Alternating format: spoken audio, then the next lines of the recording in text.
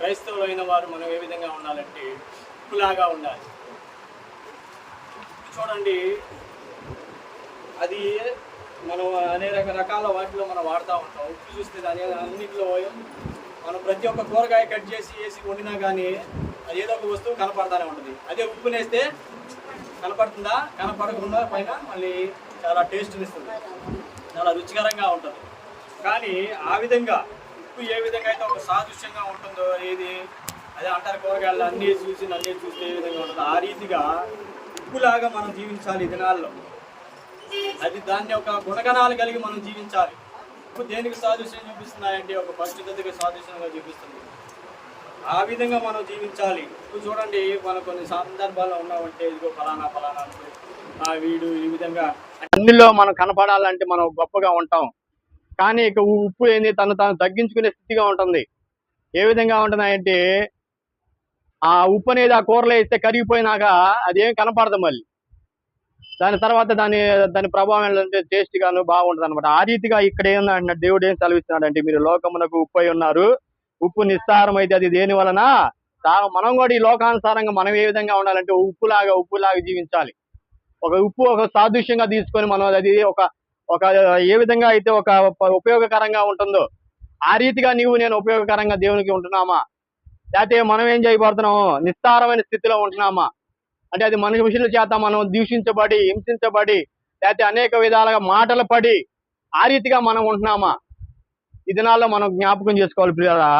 ఉప్పు నిస్సారం అయితే అది దేని వలన సారము పొందదు, అది బయట పారవేయబడి మనుషుల చేత తొక్కబడుతుంది. ఏదైనా మనం అలాగే ఉన్నాం. దేవుని వాక్యం చేత నేను కట్టబడకపోతే, దేవుని వాక్యంలో మనం ఎదగపోతే మనం కూడా ఏం చేస్తామంటే ఈ లోకానుసరమైన మనుషుల చేత కానీ అనేక విధాలుగా కూడా మనం ఏం చేస్తూ ఉంటాం, తొక్కబడతా ఉంటాం. దేనికి పనికిరాని స్థితిలో ఉంచుతాడు దేవుడు. ఎప్పుడైతే దేవుని ఒక సాదృశ్యం కలిగి నేను జీవిస్తామో, ఒక ఉప్పులా కలిగి జీవిస్తామో, అప్పుడు దేవుడు ఏం చేస్తాడంటే నన్ను కూడా ఆశీర్వదిస్తాడు. ఇక్కడ అదే అన్నాడు, మనం దేని వలన నిస్సారం పొందితే, ఇప్పుడు నిస్సారం అయిపోతే మనం దేని వలన సారం పొందుతాం? దేని వలన కూడా సారం పొందలేం, అది దేవుని వాక్యం చేతనే. కాబట్టి మనం ఏంటంటే దీని మనుషుల చేత, ఈ లోకానుసారమైన మనుషుల చేత మనం త్రొక్కివేయబడకుండా, ఈ లోకంలో మనం కలిసిపోకుండా మనం ఏదంటే ఒక ఉప్పు గుణగణాలు కలిగి మనం జీవించాలి. అది దేనికి సాదృశ్యంగా చూపిస్తుందంటే ఒక పరిశుద్ధతకి, ఒక సంతోషానికి, ఒక సమాధానాన్ని కలిగి, ఆ ఒక రుచికరాన్ని కలిగి జీవిస్తుంది. ఆ రీతిగా నేను ఉండాలి. ఒక 10 మందిలో మనం ఉంటున్నామంటే మనం ఒక మాదిరికరమైన జీవితాన్ని మనం జీవించాలి. ఇప్పుడు కూరగాయలను అనేక రకాలుగా కోసేసినా కానీ దాన్ని వండుకు తిన్నామంటే ఏమైనా టేస్ట్ ఉంటుందా? ఉండదు. అదే ఉప్పేసి వండి తింటే ఉంటది. నువ్వు ఎన్ని మసాలాలు వేసినా లేకపోతే ఎన్ని డ్రై ఫ్రూట్స్ వేసినా కానీ వాడినా కానీ కూరలో టేస్ట్ ఉంటుందా? అదే ఉప్పేస్తే ఎంత టేస్ట్. ఆ రీతిగా నేను కూడా జీవించాలి. ఈ లోకంలో అన్యుల మధ్య మనం జీవిస్తున్నామంటే మనం కూడా ఏ విధంగా ఉండాలంటే ఒక సారవంతమైన జీవితాన్ని మనం జీవించే వారిగా ఉండాలి. అదే నిస్సారం అయితే మనం దేనికి పనికిరాము. ఈ దినాల్లో ప్రియులారా, ప్రతి ఒక్కరు కూడా గమనించి ఏం చేయాలంటే, మనం ఈ లోకానుసారంగా త్రొక్కివేయబడకంటే మనం సారవంతమైన జీవితాన్ని మనం జీవించే వారిగా ఉండాలి. అదే ప్రభు వారు చెప్తున్నారు ఇక్కడ, ఉప్పు దేని వల్ల సారం పొందుతుంది, నిస్సారం అయిపోతే దేనికి పనికిరాని స్థితిలో ఉంటుందో ఆ రీతిగా మనం కూడా ఉప్పులాగా కలిగి మీరు లోకమునకు ఉప్పై ఉన్నారని సూచిస్తున్నాడు దేవుడు. దాని యొక్క గుణగణాలు కలిగి మనం జీవించాలి. అది దేనికి స్వాదృశ్యంగా చూపిస్తుందో ఆ రీతిగా మనం కలిగి ఉండాలని దేవుడు ఇక్కడ సెలవిస్తున్నాడు అనమాట. అలాగే చూడండి, లోకాసు వార్త 14వ అధ్యాయం 34, 35 వచనాల్లో కూడా ఉప్పు దేనికి స్వాదృశ్యంగా చూపిస్తుందో చూద్దాం. లోకాసు వార్త 14వ అధ్యాయం.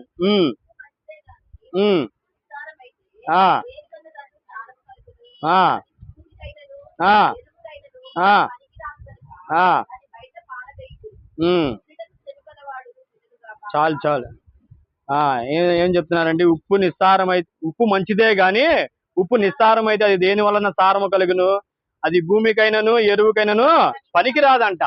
నేను కూడా ఈ దినాల్లో సారవంతమైన జీవితాన్ని నేను జీవించకపోతే దేనికి కూడా పనికిరాము. అదే అంటున్నాడు. ఉప్పు మనం ఇప్పుడు ఇంట్లో ఉప్పు కొంచెం ఉందనుకోండి, అది ఏదన్నా కొంచెం కరిగి రోతగా కనపడుతుంది ఏదన్నా ఉపయోగిస్తామా?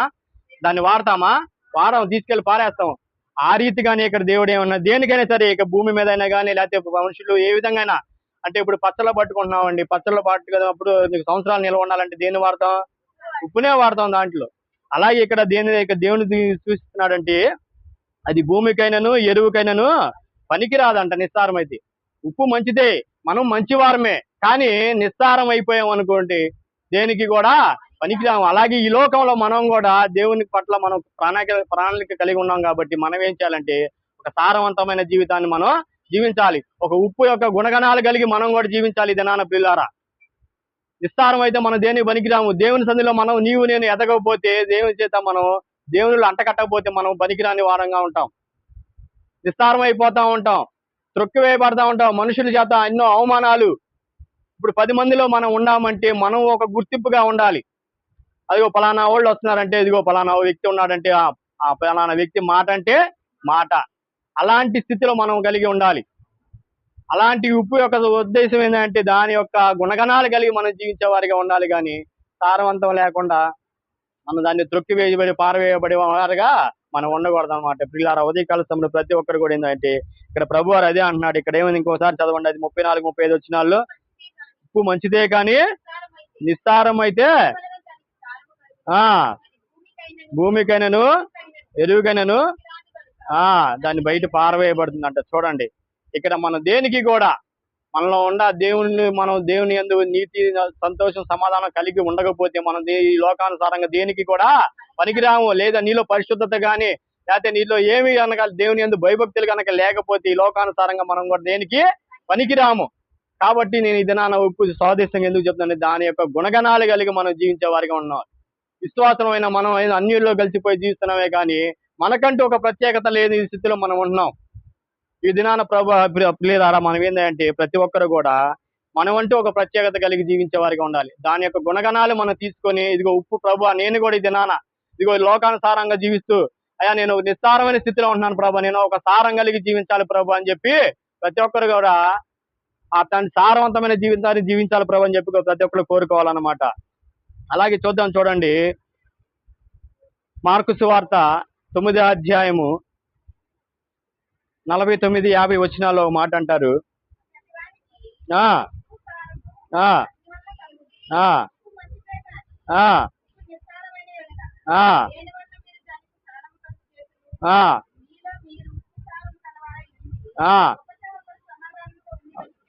చూడండి ఏమంటుంది ఇక్కడ, ఒకరిని ఒకరు సమాధానం, మీలో మీరు ఉప్పు సారముగా గలవారై ఉండి ఒకరితో ఒకరు, మనం అందరం కూడా ఏ విధంగా ఉండాలంటే ఒక సాదృశ్యంగా తీసుకొని మనం ఒక సమాధానం కలిగి ఉండాలి. మనలో ఇప్పుడు ఆ సారవంతమైనది మనలో లేకపోతే మనం పనికిరాం. అదే మనలో కూడా సంతోషము, సమాధానం లేకపోతే ఐక్యతగా ఉంటుందా? సంఘంలో ఒక సంతోషము, ఒక సమాధానం అనేది కలిగి ఉన్నప్పుడే అది సారవంతంగా ఉంటది. అలాగే మనం కూడా ఇక్కడ దేనికి సాదృశ్యంగా చూస్తుందంటే ఉప్పు సమాధానానికి, సంతోషానికి సాదృశ్యంగా చూపిస్తుంది. ఆ రీతిగా మనం ఉండాలి, ఆ రీతిగా మనం జీవించాలి. ఎప్పుడైతే మన కుటుంబాల్లో కానీ మన సంఘాల్లో కానీ మనకు కానీ ఒక సంతోషము, సమాధానం కలిగి ఉంటేనే అది సారవంతమైన జీవితంగా ఉంటుంది. ఇది ఉప్పు దేనికి స్వాధీనం, అది దేని వలన సారము, దేవుని వాక్యం ద్వారా. మనం దేని వలన మనం సారం పొందుతాము? దేవుని వాక్యం ద్వారా, దేవుని మాటల ద్వారా, దేవుని ఆజ్ఞల ప్రకారంగా మనం జీవించినప్పుడు సారవంతంగా ఉంటాం. అలా ఆజ్ఞల ప్రకారంగా మనం జీవించలేనప్పుడు మనం దేనికి కూడా పనికిరాము. ఈ లోకంలో పారవేయబడటానికే సూచనగా ఉంటది అన్నమాట. కాబట్టి మనం ఏం చేయాలంటే పిల్లారా, ప్రతి ఒక్కరు కూడా ఈ ఉదయకాల సమయంలో ఉప్పు సాదృశ్యంగా తీసుకొని దాని యొక్క గుణగణాలు కలిగి మనం జీవించే వారిగా ఉండాలి. అది దేనికి పనికిరాదు. భూలోకంలో దేనికైనా, వ్యవసాయానికి కానీ. అంటే ఆనాడు ఇశ్రాయేల్ ప్రజలు అంటే ఇప్పటికీ వార్త లేదు కానీ మామూలుగా ఇశ్రాయేల్ ప్రజలు ఏం చేశారు అంటే ఉప్పుని మట్టిలో కలిపి వ్యవసాయ పరంగా వాడేవాళ్ళంట. అప్పుడు చాలా ఇదిగా ఉండేది. ఆ రీతిగా మనం ఏం చేయాలంటే దాని యొక్క గుణగణాలు కలిగి మనం జీవించే వారిగా ఉండాలని నేను ఉదయకాల సమయంలో మీకు తెలియజేస్తున్నాను. ప్రతి ఒక్కరు కూడా ఏంటంటే ఒక పరిశుద్ధత. ఉప్పు అంటే అది దేనికి, ఏ కలర్ లో ఉంటుంది? తెలుపు దేనికి చూసినా పరిశుద్ధతకు చూసినా. ఆ రీతిగా పరిశుద్ధత కలిగి మనం జీవించాలి. పరిశుద్ధత కలిగి మనం జీవించినప్పుడే దేవుడు, మనం ఎంత భక్తిలో ఎదిగినా సరే, ఎంత చేసినా సరే, పరిశుద్ధత లేకుండా మనము ఏమి చేయలేము. కనుక ప్రతి ఒక్కరు కూడా ఏం చేయాలంటే, అయ్యా ఈ యొక్క ఉప్పు అనేది నేను అయితే ఆ నిస్సారమైన స్థితిలో నేను ఉంటున్నాను, ఉప్పులాగా ప్రభు నేను ఒక ప్రత్యేకత కలిగి జీవించాలి, దాని యొక్క గుణగణాలు కలిగి నేను జీవించాలి ప్రభు అని చెప్పి ప్రతి ఒక్కరు కూడా ప్రార్థన చేసుకోవాలి ప్రియులారా.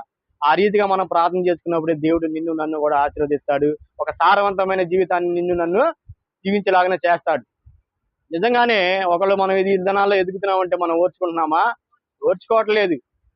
అది 10 మందిలో అందరూ ఒకేలాగా ఉండాలి అంటే మనం ఏం చేయాలి అంటే ఆ రీతిగా మనం దాని యొక్క గుణగణాలు కలిగి మనం సంతోషము సమాధానం కలిగి జీవించే వారిగా ఉండాలి. ఒకళ్ళు ఎదుగుతున్నారు లేదా ఒకళ్ళు బాగుపడుతున్నారంటే మనం ఓర్చుకోలేని స్థితిలో మనం ఉంటున్నాం ఈ దినాల్లో.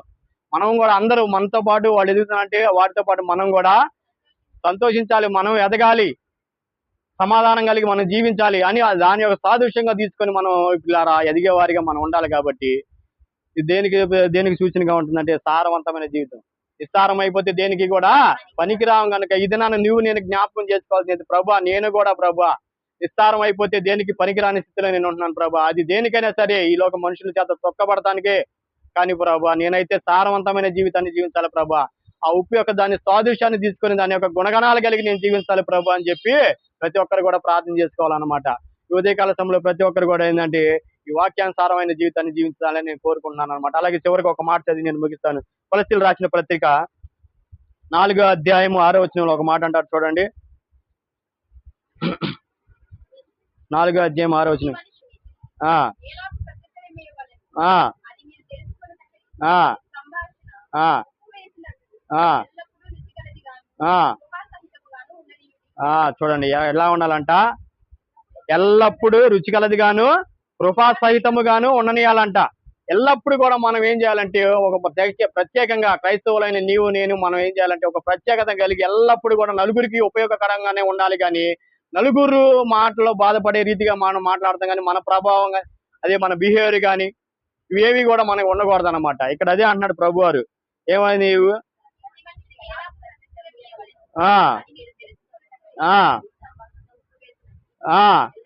మన ప్రతి నలుగురిలో మనం మాట్లాడుతున్నామంటే ఏ విధంగా మాట్లాడాలి అంటే ఆ రీతిగా మనం ఇక్కడ చెప్తున్నారు అనమాట. ఈ వాక్యం సెలవిస్తుంది ఏంటంటే మనం నలుగురిలో మాట్లాడేటప్పుడు ఏ విధంగా మాట్లాడేది, ఎలా సంభాషణ చేయాలంటే ఒక ఉప్పులాగా మనం ఉండాలి. ఉప్పు వేసినట్టు ఎల్లప్పుడూ రుచిగలది గాను కృపా సహితంగాను మాట్లాడాలంట. కొన్నిసార్లు మనం మాట్లాడే మాటలను బట్టి ఏ విధంగా ఉంటుంది, మనసు గాయపరుస్తూ ఉంటది, ఆ మాటల ద్వారా కానీ గాయపరుస్తూ ఉంటాం. ఆ రీతిగా కాకుండా ఇక్కడ దేవుడు ఏం చేస్తున్నాడంటే ఎల్లప్పుడూ రుచికలది గాను కృపా సహితంగా మనం మాట్లాడే మాటలు మృదువుగాను సాదృశ్యంగాను జీవించాలన్నమాట. అలా మాట్లాడినప్పుడు దేవుడు నిన్ను నన్ను ఏం చేస్తాడంటే ఒక ప్రత్యేక పరుస్తాడు. అదే ఇది కూడా ఒక సాదృశ్యంగా మనం తీసుకోవాలన్నమాట. ఎలా ఏంటంటే మనం ఎల్లప్పుడూ మనం మాట్లాడే ప్రతి ఒక్క మాట నలుగురికి ప్రయోజకరంగా ఉండాలి. ఆ నలుగురిని బాధ పెట్టే రీతిగా మనం ఉండకూడదు. అదే అన్న ఇందాక నలుగురిలో మనం ఒక ప్రత్యేకతగా ఉన్నామంటే ఆ రీతిగా మనం ఉండాలి. నలుగురితో పాటుగా గుంపులో గోవిందలాగా మనం కలిసి జీవించినట్లు కాదు. నలుగురిలో నువ్వు నేను ఉండాలంటే ఒక ప్రత్యేకత. ఇప్పుడు కూరలో చూసుకున్నట్టు ఎన్ని వేసినా కానీ ఒక ఉప్పు వేస్తేనే అది ఒక ప్రత్యేకత కలిగి జీవిస్తుందా, ఒక ప్రత్యేకతంగా ఉంటుంది. ఆ రీతిగా నీవు నేను మనం ఉండాలి. ఇప్పుడు కూరలో ఎన్ని రకాలు కట్ చేసేస్తాము, అన్ని వేస్తాం, ఉప్పు కారం ఇది నూనె అన్ని వేసినా కానీ కూడా ఉప్పు వేస్తేనే దాని ఒక రుచి వస్తుంది. ఆ రీతిగా నీవు నేను ఒక ప్రత్యేకించబడాలి. ఆ రీతిగా మనం కూడా ఏంటంటే కృపా సహితంగా మనం ఉండాలి, రుచికలదిగా ఉండాలి. ప్రియులారా ప్రతి ఒక్కరు కూడా దాని యొక్క సాదృశ్యంగా తీసుకొని ప్రభు ఈ దినాన నేను ఏ రీతిగా ఉన్నాను ప్రభు, అయ్యా ఒక ప్రయోజనకరంగా ఉన్నానా లేకపోతే పారవేయబడే వారిగా ఉన్నానా అని చెప్పి ప్రతి ఒక్కరు కూడా జ్ఞాపకం చేసుకొని వాక్యానుసారంగా జీవించే వారిగా ఉండాలి. ప్రతి ఒక్కరు కూడా ఈ యొక్క వాక్యం అర్థమైందని కోరుకుంటున్నాను. ఆ మాటలు ముగిస్తాను, ప్రార్థన చేసుకుందాం. చిన్న వాక్య ప్రకారంగా ఎవరైనా ఒకరు ప్రార్థన చేయండి. ఉప్పు దేనికి సాదృశ్యంగా చూపిస్తుందో ఆ రీతిగా ప్రభు అందరూ ఏకీభవించి ప్రార్థన చేద్దాం. అవును నా ప్రభు, అవును తండ్రి, అయ్యా దాని యొక్క క్వాలిటీస్ నా ప్రభు, దాని యొక్క గుణగణాలు నేను కలిగి జీవించాలి నా ప్రభు. అవును నా ప్రభు, దేనికి మేము పనికిరాని వారంగా ఉన్నాం నా ప్రభు. అయ్యా మనుషుల చేత త్రొక్కబడి అయ్యా ఈ లోకంలో నేను ఒక ప్రత్యేకతగా లేకపోతే నా ప్రభు. అవును నా ప్రభు, ప్రతి ఒక్కరు కూడా ప్రార్థన చేయండి. విన్న వాక్య ప్రకారంగా ఎంత 10 నిమిషాలు 15 నిమిషాలు నేను వాక్యం చెప్పింది వాక్యానుసారంగా ప్రార్థన చేసుకుని చాలు. దాని యొక్క గుణగణాలు కలిగి నేను జీవిస్తున్నా. ఇంగ్లీష్ లో అయితే క్వాలిటీస్. అవును నా ప్రభు, అవును నా నేను మాట్లాడే మాటల ద్వారా అనేక మంది ఎంత నా ప్రభు బాధపడుతున్నారో నా ప్రభు. అయ్యా నా ప్రభు ఆ రీతిగా నేను మాట్లాడుకున్నా నా ప్రభు. అవును నా తండ్రి, కలిగి ఉండాలి నా ప్రభు, మీరుండాలి నా ప్రభు, సారముగానే రా ప్రభు. అది నిస్సారం అయిపోతే దేనికి మేము పనికిరా ప్రభు. అయా బయట పారవేయబడి మనుషుల చేత త్రొక్కబడుతుంది కదా నా ప్రభు. తీసుకొని నా ప్రభు దానికి మేము జీవించే వారిగా ఉంటే సహాయం దయచేయండి నా ప్రభు.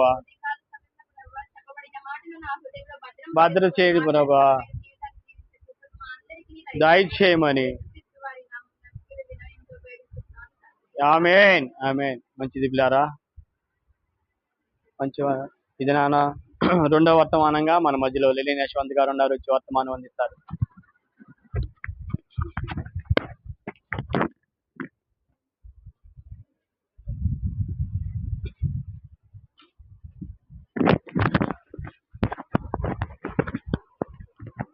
సంఘస్థులందరికీ వందనాలండి.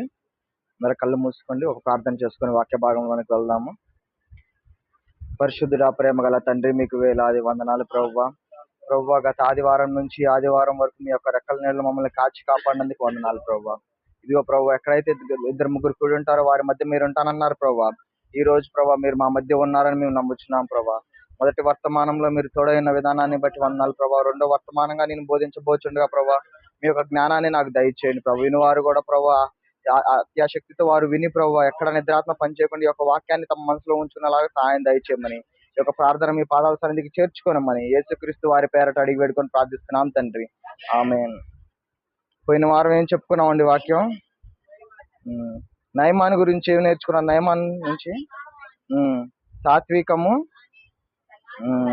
తగ్గించుకునే స్వభావము. ఓకే అండి. బైబిల్లో విశ్వాసులు పేర్లు కొన్ని చెప్తారా? ఒక 4 పేర్లు చెప్తారా? అబ్రహాము, ఇంకా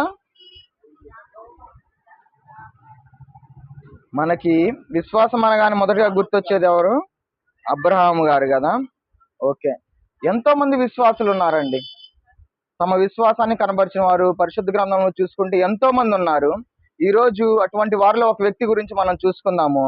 అందరూ పరిశుద్ధ గ్రంథాన్ని తెరిచినట్లయితే మత్తయి సువార్త 8వ అధ్యాయం 5వ వచనం నుంచి చూసుకుందాము.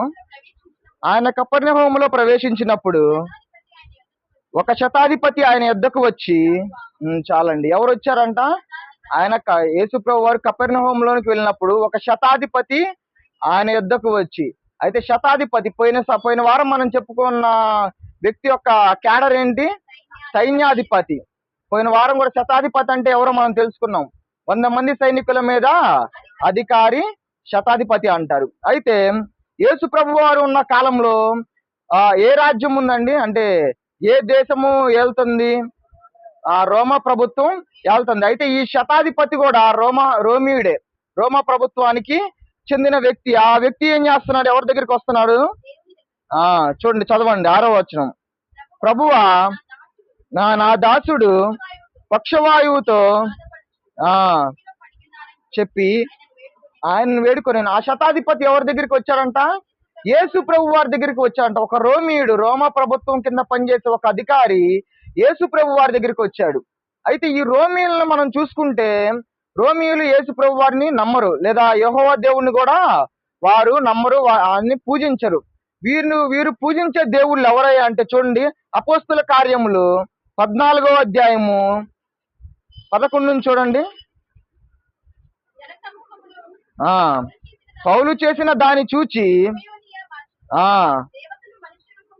తాల్చి దిగి వచ్చి ఉన్నారని కేకలు వేసి ద్యూపతి, బర్నబాకి ఏమని పేరు పెట్టారంట? ద్యూపతి అని పేరు పెట్టారంట. పౌలుకి హెర్మే అని పేరు పెట్టారంట. అయితే వీరెవరంటే రోము వారు పూజించే దేవుళ్ళు. ద్యూపతి అంటే కింద మనకి చెప్పబడింది ఎవరండి? బృహస్పతి. బృహస్పతి అంటే ఎవరో తెలుసా? గ్రహాల్లో జూపిటర్ పెద్దదైన ఒక గ్రహం, అవునాగా, అంతే కదా. అయితే రోమియోలు ఎవరిని పూజించేవారంటే, ఎవరిని పూజించేవారు? గ్రహాలని పూజించేవారు. అర్థమవుతుందా? రోమియోలు ఎవరిని పూజించారు? గ్రహాలని పూజించేవాళ్ళు. వాళ్ళు యెహోవా దేవుని నమ్మరు, యేసు ప్రభు వారు నమ్మరు, వారు అన్యజనులు. అటువంటి అన్యజనుడైన లేదా అటువంటి గ్రహాల్ని పూజించే వ్యక్తి ఎవరి దగ్గరికి వస్తున్నాడు? యేసు ప్రభు వారి దగ్గరికి వచ్చి ఏం వేడుకుంటున్నాడు? నా దాసుడు పక్షవాయువు కలిగి బాధలో ఉన్నాడని యేసు ప్రభు వారి దగ్గరికి వస్తున్నాడు. చూడండి, ఒక అన్యుడు యేసు ప్రభు వారి దగ్గరికి వస్తున్నాడు అంటే ఎంత గొప్ప విషయం అండి. అసలు ముందుగా చూసుకున్నట్లయితే ఒక దాసుడు తన ఇంట్లో పనిచేసే వారిని ఎవరిని పట్టించుకోరు, చాలా చులకనగా చూస్తారు, అవునా కాదా? అయితే ఈ శతాధిపతి ఒక మంచి అధికారంలో, ఇతను కాకపోతే నాకు ఇంకో దాసుడు వస్తాడు, ఇంకో దాసుడు నేను తెచ్చుకుంటాను అనే ఒక అధికారం తనకుందా లేదా? అయినా కానీ తను ఏం చేస్తున్నాడు? ఎంతో ప్రేమతో తన దాసుడి మీద ప్రేమతో యేసు ప్రభు వారి దగ్గరికి వచ్చి స్వస్థత నా దాసుడిని స్వస్థపరిచయ్యా అని అడుగుతున్నాడండి. చూడండి ఎంత ప్రేమ చూపిస్తున్నాడో తన దాసుడి మీద. ఇది మనం ఆ యొక్క శతాధిపతి దగ్గర నుంచి ఈరోజు మనము నేర్చుకోవాలి. తను ఒక అన్యుడైనా కానీ తన దాసుడు ఎంతో బాధపడుతున్నాడని తెలిసి తన దాసుని మీద ప్రేమతో ఎక్కడికి వస్తున్నాడు? యేసు ప్రభు వారి దగ్గరికి వస్తున్నాడు. ఒక అధికారంలో ఉన్నవాడు ఇదిగో తన దేవుణ్ణి పూజించుకుని ఉంటాడు. ఎక్కడ తన దేవుణ్ణి అడగకుండా ఉంటాడా? ఇదిగో నా దాసుడు బాగలేదయ్యా మీరు బాగు చేయండి అని అడగకుండా ఉంటాడా? అడుగుతాడు. అడిగే ఉంటారు కదా, అడగకుండా అయితే ఉండరు. అయితే ఆ అధికారంలో ఉన్న వ్యక్తి ఇగో ఈ డాక్టర్ కాకపోతే ఇంకో వైద్యుడి దగ్గరికి నేను పిలిపించుకొని నా దాసుడిని బాగు చేపించుకుంటానని అనుకోవచ్చు. కానీ తను అలా చేశాడా? అలా చేయలేదు. మనమైతే ఏం చేస్తాము? బాగోపోతే మన సొంత ప్రయత్నాలు మనం చేస్తాం. కానీ ఈ శతాధిపతి ఏం చేశాడు? తనే యేసు ప్రభు వారి దగ్గరికి వచ్చి కోరుకుంటున్నాడు, నువ్వు నా యొక్క దాసుడిని బాగు చేయాలయ్యా అని. ఇక్కడ మనం ఏం చూస్తున్నాము? ఒక ప్రేమను చూస్తున్నాం తన దాసుడి మీద. అలానే తగ్గింపు స్వభావం, వేడుకోవటం. ఏం చేస్తున్నాడు చూడండి, వేడుకుంటున్నాడంట. అది తన ఒక అధికారి అయి ఉండి ఆర్డర్ వేయట్లా, యేసు ప్రభు వారిని వేడుకుంటున్నాడు. అప్పుడు రోమా ప్రభుత్వమే పరిపాలనలో ఉంది కదా, పిలుచుకొని రా అంటే పిలిపించవచ్చు. తన ఇంట్లోనే ఉండి ఏం చేయొచ్చు? అధికారులను పంపించి పిలిపించుకోవచ్చు తన అధికారం ఉందని. కానీ ఏం చేస్తున్నాడు? తనే వెళ్ళి యేసు ప్రభు వారిని వేడుకుంటున్నాడండి. మనం అలాగ వేడుకున్నావా? మనమైతే గర్వం, అవునా కాదా? ఎవరి కోసం చేయరు. ఒక దైవజనుడు నేను ఫోన్ చేస్తే నాకెందుకు, ప్రార్థన చేయడు, రావాలి నా కోసం అంటాం. కానీ ఆ శతాధిపతి ఏం చేస్తున్నాడు? అక్కడ వెళ్ళి వేడుకుంటున్నాడు. మనం కూడా వేడుకునే వారిలాగా ఉండాలి. ఆదేశాలు వేసేవారిలాగానో ఆర్డర్లు వేసేవారిలాగా మనము ఉండకూడదు. ఆ శతాధిపతి నుంచి ప్రేమ మరియు వేడుకోవటం మనము నేర్చుకోవాలి. చూడండి మత్తయి సువార్త 7వ అధ్యాయం 7వ వచనంలో ఏం చెప్పబడింది చూడండి. అడుగుడి, ఏం చేయాలంటే మనం అడగాలి, అంతేగాని అధికారంతో ఎట్లా అడగమన్నాడు అంటే మన గర్వంతో అడగాల, వినయముతో అడగాలి. అడుగుడి మీకు ఇవ్వబడని చెప్పబడింది అక్కడ. మనం కూడా ఈరోజు దేవుణ్ణి అడగాలి. మనం ఏ పరిస్థితిలో ఉన్నాం? ఒకవేళ ఆరోగ్య సమస్య మనకుందా, లేదా అప్పుల బాధల్లో మనం మునిగిపోయినామా, మనకు మనశ్శాంతి లేదా, మనం ఏం చేయాలి? దేవుణ్ణి అడగాలి. చూడండి 7వ వచనం చదవండి. 8వ అధ్యాయం 7వ వచనంకి రండి. యేసు నేను వచ్చి వాని స్వస్థపరచదనని అతనితో చెప్పగా ఆ శతాధిపతి, ప్రభువా నీవు నా ఇంటిలోనికి వచ్చుటకు నేను పాత్రుడను కాను.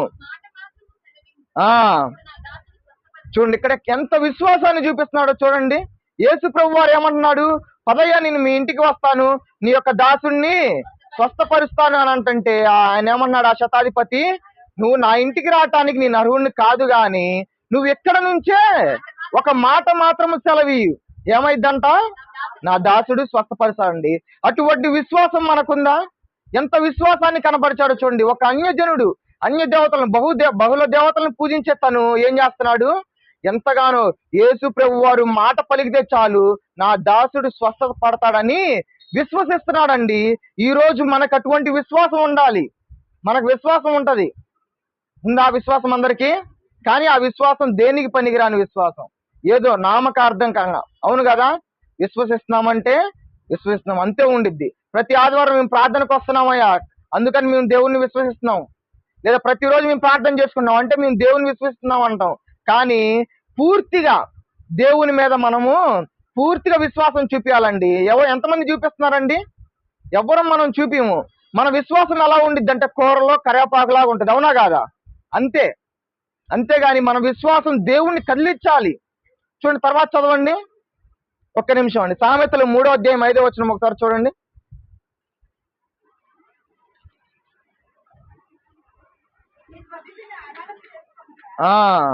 మనం ఏం చేస్తాము?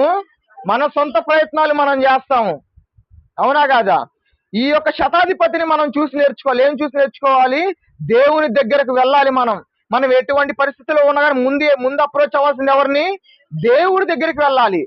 ఇక్కడున్న ప్రతి ఒక్కరు ఏదో ఒక బాధతో ఇబ్బంది పడతానే ఉంటారు. మన సొంత ప్రయత్నాలు ముందుగా మనం చేస్తాం, అవునా కాదా? మనం చేయాల్సిన మొట్టమొదటి పని ఏంటి? దేవుణ్ణి సంప్రదించాలి. మనం దేవునికి ప్రార్థన చేయాలి. ఏదో చూడండి ఎంత విశ్వాసం ఉంది. నువ్వు నా ఇంటికి రానవసరం లేదయ్యా, నువ్వు ఎక్కడే ఉండి ఒక మాట ఆ సెలవిమ్మని ఆయన అడుగుతున్నాడు. నా యొక్క దాసుడు బాగుపడతాడు అనుకున్నాడు. మనకు కూడా అటువంటి విశ్వాసం కలగాలండి. ఈ రోజు మనం కూడా ఆయన చూసేటువంటి విశ్వాసం, అయ్యా ఒక అన్యజనుడు ఎటువంటి విశ్వాసాన్ని చూపిస్తున్నాడు, నేను చూపించలేకపోతున్నానని మనం బాధపడాలి ఈ రోజు. అటువంటి విశ్వాసాన్ని నేను కూడా ఈ రోజు నుంచి అయినా చూపించుకోవాలని మనం ఒక పట్టుదలతో ఉండాలి. 10వ వచనం చూడండి. యేసు ఈ మాట విని ఆశ్చర్యపడి, యేసు ప్రభు వారే ఆశ్చర్యపోయాడంట ఆయన యొక్క విశ్వాసాన్ని చూసి. చదవండి.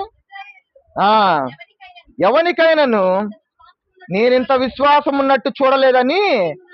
ఆ అన్యజనుకున్నంత విశ్వాసము యేసు ప్రభు వారిని ఫాలో చేసే వాళ్ళలో కూడా లేదంటండి. చూడండి ఎంత నేర్చుకోవాలో మనం అన్యజనులను చూసి.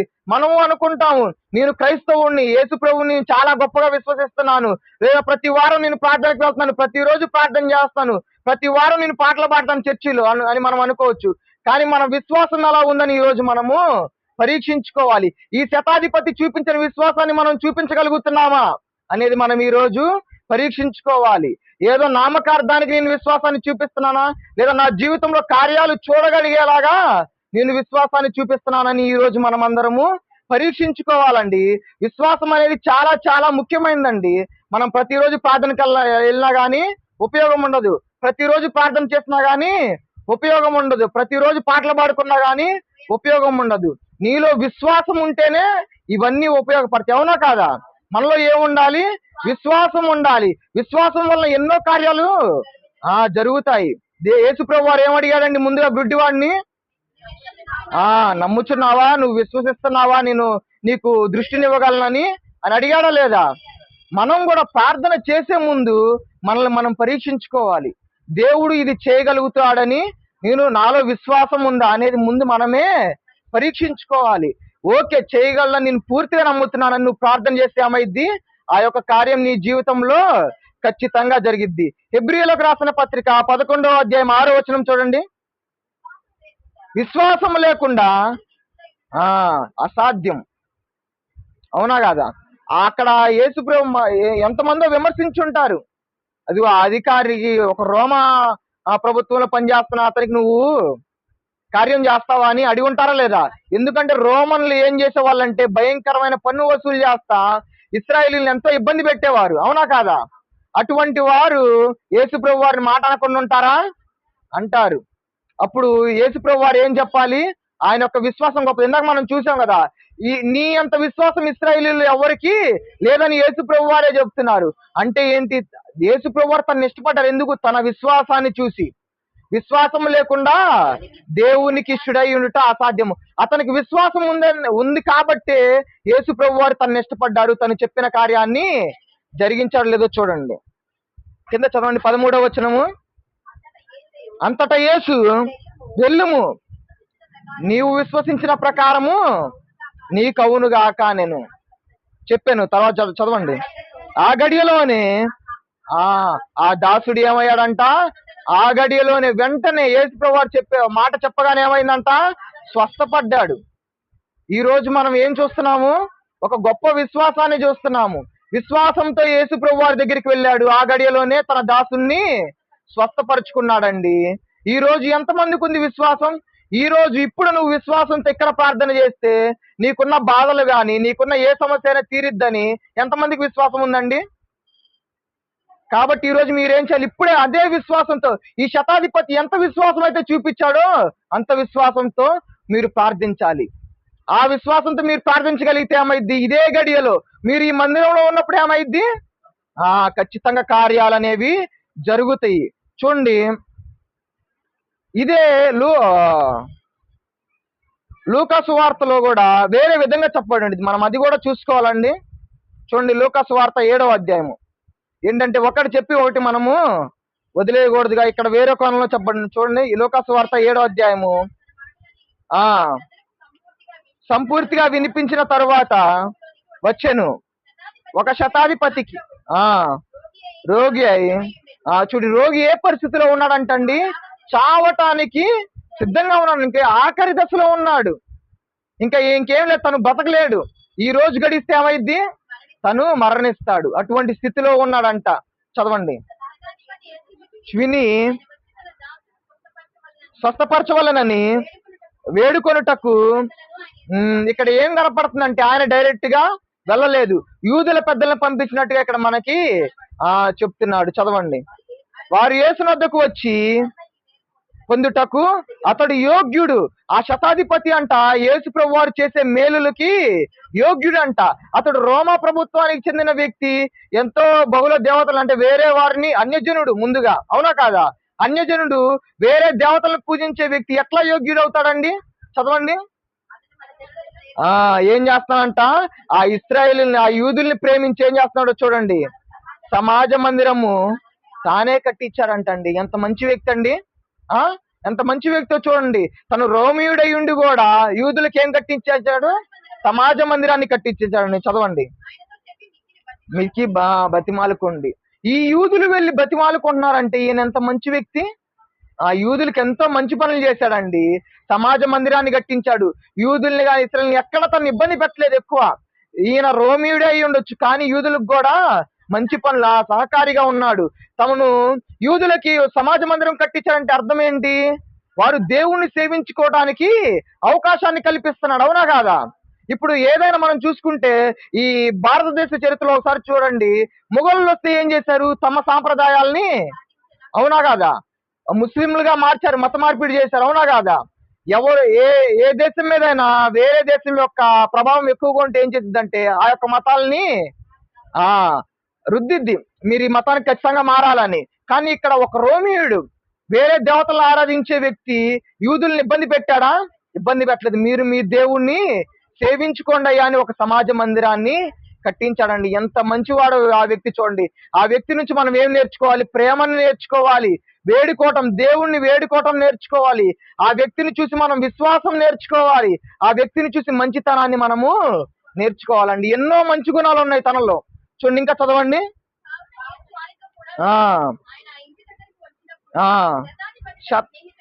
చూచి వెళ్ళి, ప్రభువా, ఇక్కడ శతాధిపతి డైరెక్ట్ గా రాలేదండి యేసుప్రభు వారి దగ్గరికి. ఎందుకంటే ఒక శతాధిపతి వచ్చి యేసుప్రభు వారిని లోపలికి తీసుకెళ్తే ఏమైందంటే, తను అధికారి కాబట్టి యేసుప్రభు వారిని తీసుకెళ్లాడు.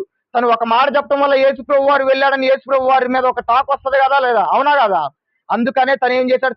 తను డైరెక్ట్ గా వెళ్ళలేదండి. ఎంతో గొప్ప వ్యక్తి అండి ఈ శతాధిపతి. ఇతన్ని చూసి మనము ఎంతో నేర్చుకోవాలి. మనం క్రైస్తవులు అయి ఉండి కూడా మనం ఏదో ఒక చోట విశ్వాసం తగ్గిపోయింది మనకి. అది వాళ్ళు చూడు ఎంత బాగా ఎదుగుతున్నారు, అవునా కాదా అని మనం అనుకొని మనం విశ్వాసాన్ని తగ్గించేసుకుంటాం. అబ్బా, నా దేవుడు నాకేం చేయట్లేదురా, ఇంతగా ప్రార్థిస్తున్నాను, ప్రతి ఆదివారం నేను మంచి చందా ఇస్తాను, వెళ్ళి దశం భాగానికి కూడా టైంకి ఇస్తాను, కానీ నా జీవితంలో నాకే గొప్ప కార్యము జరగట్లేదు అనేది మన విశ్వాసాన్ని తగ్గించేసుకుంటాం. కానీ మనం అలా చేయకూడదు, అవునా కదా? మన విశ్వాసాన్ని ఏం చేయాలి? ఇంకా దృఢపరచుకోవాలి. విశ్వాసాన్ని ఇంకా దృఢపరచుకోవాలని ఒక రెఫరెన్స్ చెప్పిద్ది. కాబట్టి మనం ఏం చేయాలంటే ఈ రోజు నుంచి ఈ శతాధిపతి నుంచి మనము నేర్చుకోవాలి. ప్రతి ఒక్కరి నుంచి మనం మంచి నేర్చుకోవాలండి. పోయిన వారం చెప్పుకున్నట్టు ఏం నేర్చుకోవాలి? ప్రతి ఒక్కరి నుంచి మనం మంచి నేర్చుకోవాలి. వాళ్ళు ఏం చేస్తున్నారు? ఈ లోకానుసారమైన మనం ఏమి నేర్చుకోకూడదు. వారు ఏ విధంగా ఉన్నారు, వారు ఏ విధమైన బట్టలు వేసుకున్నారు, వారు ఏ విధమైన మేకప్ వేసుకున్నారు, లేదా వారు ఏ విధంగా జడ వేసుకున్నారు, లేదా తను ఏ విధంగా ఉంగరాలు పెట్టుకున్నాడు, తను వాడే వాచ్ అంత, ఇవన్నీ మనం పట్టించుకోవద్దు. మనం పట్టించుకోవాల్సింది ఏంటి? వారిలో నుంచి మంచి మనం గ్రహించుకోవాలి. ఈ రోజు ఈ శతాధిపతి నుంచి మనం ఏం నేర్చుకోవాలి? మొట్టమొదటగా ప్రేమని మనం నేర్చుకోవాలి. తర్వాత వేడుకోవటం, దేవుణ్ణి ఆరేయడం కాదు, దేవుణ్ణి వేడుకోవటం మనము నేర్చుకోవాలి. ఇంకా ఏం నేర్చుకోవాలి? తనలో ఎంత విశ్వాసం ఉందో అది చూసి మనము నేర్చుకోవాలండి. తను ఎంత మంచివాడో మనము నేర్చుకోవాలి. ఇవన్నీ ప్రతి ఒక్కటి మనం ఏం చేయాలి? బైబిల్ ఎంతో మంది వ్యక్తుల గురించి చెప్తుంది. ఆ వ్యక్తుల నుంచి మనం ఏం స్వీకరించాలి? మంచిని స్వీకరించాలి. కాబట్టి ఈ రోజు నుంచి ఈ శతాధిపతి లాగా మనం అందరం విశ్వాసం కనబరుస్తాం అని నేను అనుకుంటున్నానండి. ప్రతి ఒక్కరు ఖచ్చితంగా కనబరచాలి. ప్రతి ఒక్కరు ఈ శతాధిపతి లాగా విశ్వాసంలో ఎదగాలి, విశ్వాసాన్ని కనబరచాలి. అంత విశ్వాసాన్ని దేవుని ఎడల మనము చూపించాలి. ఈ వాక్యం ప్రతి ఒక్కరికి అర్థమైందని నేను కోరుకుంటున్నానండి. ఎవరి గురించి తెలుసుకున్నాం మనం ఈరోజు? శతాధిపతి. ఆ శతాధిపతి ఎవరు? అన్యజనుడు, రోమియుడు, క్రైస్తవుడు కాదు, లేదా ఇశ్రాయేలీయులకు సంబంధించిన వ్యక్తి కాదు, యూదులు వాడు కూడా కాదు. ఎవరు? తను ఒక అన్యజనుడు. ఆ అన్యజనుడి నుంచి మనం నేర్చుకోవాల్సింది చాలా ఉంది. మనం వీళ్ళతో పోల్చుకోకుండా ఎవరితో పోల్చు ఇది చూడకుండా మనము అబ్రాహాం దగ్గరికి డైరెక్ట్గా వెళ్ళిపోతాం. ఆ విశ్వాసం అంత విశ్వాసం మనం చేయగలమా, చూపించగలమా? మొట్టమొదటిగా ఇది చూసి మనము నేర్చుకుందాం, తర్వాత అబ్రాహాం గారితో మనము పోల్చుకుందాం. ఈ వాక్యం అందరికి అర్థమైందని కోరుకున్న యొక్క మాటలు ముగిస్తున్నానండి. అందరు కళ్ళు మూసుకొని ప్రార్థన చేద్దాం. ఏమైంది అక్కడ? శతాధిపతి ఎక్కడ విశ్వాసంతో వేడుకోవటం వల్ల ఏమైంది? ఆ గడియలోనే స్వస్థపడ్డాడు దాసుడు. కాబట్టి ఈ రోజు అంత విశ్వాసంతో మీరు ప్రార్థన చేయండి. మీ యొక్క అప్పుల బాధలు కానీ, ఆరోగ్య సమస్యలు కానీ, లేదా ఇంకేమైనా మీలో లోటు ఉంటే, అదే మీ జీవితాల్లో లోటు ఉంటే అవన్నీ ఈ రోజు ఈ గడియలోనే తీర్చబడతాయి. ప్రార్థన చేయండి. పరిశుద్ధ మహోన్నతుడ తండ్రి, మీకు వేలాది వందనాలు ప్రభువా. ఈ రోజు ప్రభువా మేము తండ్రి ఆ రోమా సైన్యానికి శతాధిపతి అయిన తండ్రి ఆ వ్యక్తిని గురించి మేము తెలుసుకున్నాం ప్రభువా. ఇదిగో ప్రభువా, తను ఒక అన్యజనుడు ప్రభువా ఏసయ్యా. తను ఎంతో తండ్రి బహుళ దేవతలను ఆరాధించే వ్యక్తి ప్రభువా. తను మీరు సృష్టించిన గ్రహాలను ఆరాధించే వ్యక్తి ప్రభువా. అటువంటి వ్యక్తి ప్రభువా తన దాసుడి కోసం ప్రభువా ఏసయ్యా మీ దగ్గరకు వచ్చి వేడుకుంటున్నాడు ప్రభువా ఏసయ్యా. అటువంటి ప్రేమ మాలో లేదు ప్రభువా ఏసయ్యా. ప్రతి ఒక్కరిని చూస్తే మేము ద్వేషిస్తున్నాం ప్రభువా. ఇదిగో ప్రభావ, మా స్నేహితులను కానీ ప్రభావ మా తోటి వ్యక్తులను చూస్తే తండ్రి మేము వారవలేకపోతున్నాం ప్రభావ. అలా కాకుండా ప్రభావ ఈ శతాధిపతి నుంచి ప్రభావ మేము ప్రేమని నేర్చుకునేలాగా మమ్మల్ని తండ్రి మీరు చేయండి ప్రభావ. ఇదిగో ప్రభావ, తను ఏ విధంగా తండ్రి మమ్మల్ని వేడుకున్నాడో ఈ రోజు మేము ఆ విధంగా వేడుకున్నాం ప్రభావ. ఇదిగో ప్రభావ మీరు తన విశ్వాసాన్ని చూసి ప్రభావ మీరు ఒక మాట అన్నారు ప్రభావ. ఇదిగో ప్రభావ, ఇతనికి ఉన్నంత విశ్వాసం తండ్రి ఇదిగో ఇశ్రాయేలులో నేను ఎవ్వరిలో చూడలేదన్నారు ప్రభావ. అటువంటి విశ్వాసాన్ని తండ్రి నేను కనబరిచేలాగా మీరు చేయండి ప్రభా. ఈ రోజు ప్రభా తండ్రి విశ్వాసంతో నేను ప్రార్థన చేస్తున్నాను ప్రభా. ఇదిగో ప్రభా నాలో ఉన్న బాధలను తండ్రి మీరు తీసివేయండి ప్రభా.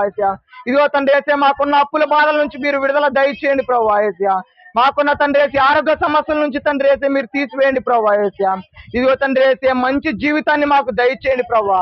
ఇదిగో తండ్రి ఆ శతాధిపతి తనకున్న విశ్వాసం వల్ల ప్రభా తన దాసుడు తండ్రి మరణ ఛాయలో ఉన్నా గాని ప్రభా, చావు బ్రతుకుల్లో ఉన్నా గాని ప్రభా ఆ గడియలోనే తండ్రి స్వస్థపరచబడ్డాడు ప్రభా. ఇదిగో ప్రభా, అటువంటి విశ్వాసంతో నేను ఈ రోజు ప్రార్థిస్తున్నాను ప్రభా. నా జీవితాల్లో కూడా ప్రభా ఈ గడియలో ప్రభా గొప్ప అద్భుతాలు చూస్తానని నేను నమ్ముచున్నాను ప్రభా. ఇదిగో ప్రభా మా ఇక్కడ ఉన్న ప్రతి ఒక్కరికి ప్రభా ఆ శతాధిపతికి ఉన్న విశ్వాసాన్ని కలుగజేయండి ప్రభా. ఈ యొక్క ప్రార్థన ప్రభా మీ పాదాల సన్నిధికి చేర్చుకోనమని యేసుక్రీస్తు వారి పేరట అడిగి వేడుకొని ప్రార్థిస్తున్నాను తండ్రి, ఆమేన్.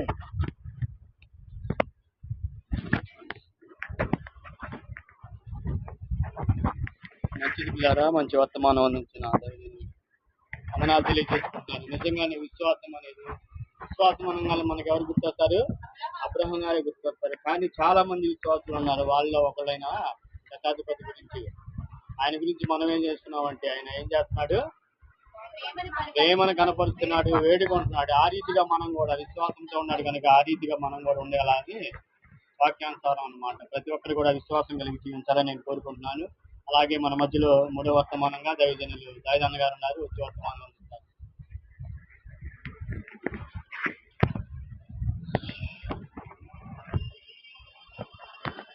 దేవుడి నామానికి మహిమ కలుగును గాక. మీ అందరికీ వందనాలు ప్రియులారా.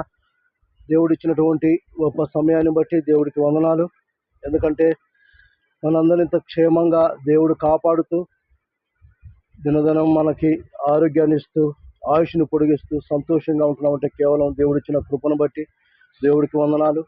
ఎందుకంటే ఈ యొక్క భయంకరమైన దినాల్లో దుర్దినాల్లో ఉన్నాం. మనం జాగ్రత్తగా దేవుణ్ణి ఏ విధంగా మనం నమ్మకముగా ఉన్నామో ఇప్పుడు చూసాం. శతాధిపతి ఒక అన్యుడు, విగ్రహారాధికుడు ఏ విధంగా నమ్మకముగా ఉన్నాడు దేవుడి యందు. మరి మనం క్రైస్తవులు అనుకుంటున్నాం, మనము ఏ విధంగా నమ్మకముగా ఉన్నాం? ఆ విశ్వాసం, ఆ నమ్మకం, పట్టుదల మనలో ఉందా? ఒకసారి మనం ప్రశ్నించుకోవాలి. నిజంగానే ప్రభువా నేను పుట క్రైస్తవుడిని అనుకుంటున్నాను ప్రభువా, నిజంగా నేను పుట క్రైస్తవుడిగా ఉన్నా, నేను ఏ విధంగా నా జీవితం ఉంది, నేను ఏ విధంగా నీలో విశ్వాసములో భక్తిలో నేను ఏ విధంగా ఉన్నాను అనే ఒక ప్రశ్న మనం వేసుకోవాలి.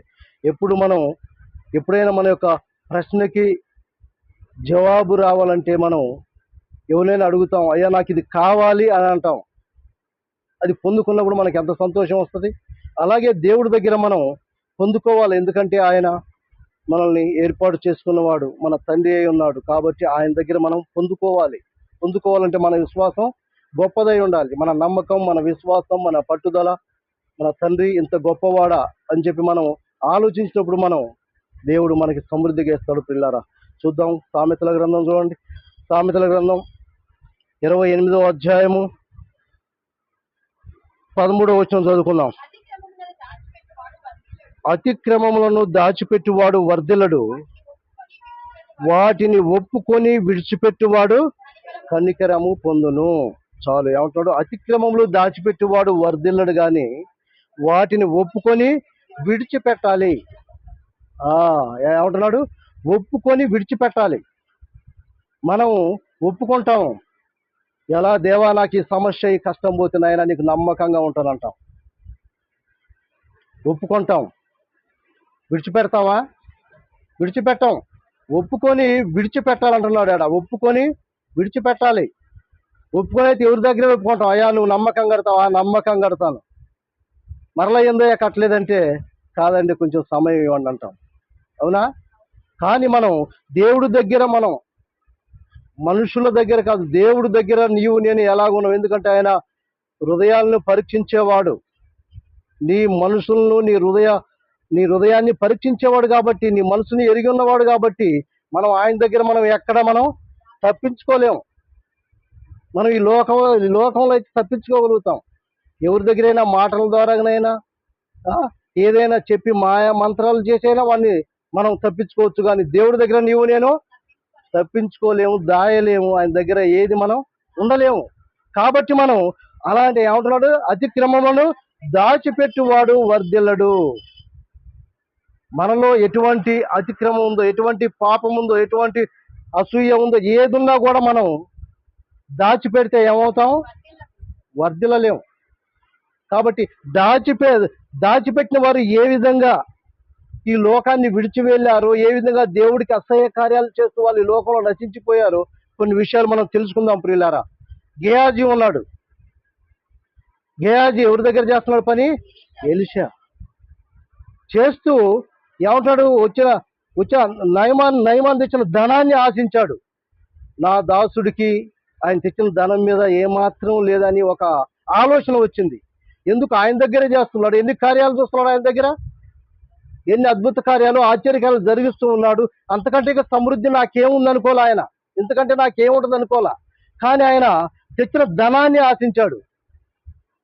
ధనాన్ని ఆశించి ఏం చేశాడు? ఆ ధనం తెచ్చుకున్నాడు. తెచ్చుకున్న తర్వాత ఏమొచ్చింది ఆయనకి? నయమాను వదులుకున్న కుస్తీ ఈయనకి వచ్చింది. చూసావా? మనం ఏ విధంగా ఏం ఆశిస్తున్నాం? ఏం ఆశించి ఈ లోకంలో దేవుడికి వ్యతిరేకంగా చేస్తున్నాం, వ్యతిరేకమైన పనులు చేస్తూ ఉన్నాం. అందుకోసం మనం అతిక్రమలు దాచిపెట్టువాడు వర్ధిల్లుడు. కానీ దాన్ని ఒప్పుకోవాలి, ఒప్పుకొని విడిచిపెట్టాలి. ఒప్పుకుంటాం అందరం కానీ విడిచిపెట్టాం కానీ విడిచిపెట్టే వారిగా ఉండాలి. అవునా? విడిచిపెట్టాం. ఒప్పుకొనైతే ఒప్పుకుంటాం కానీ ప్రియులారా విడిచిపెట్టే వారిగా ఉండాలి.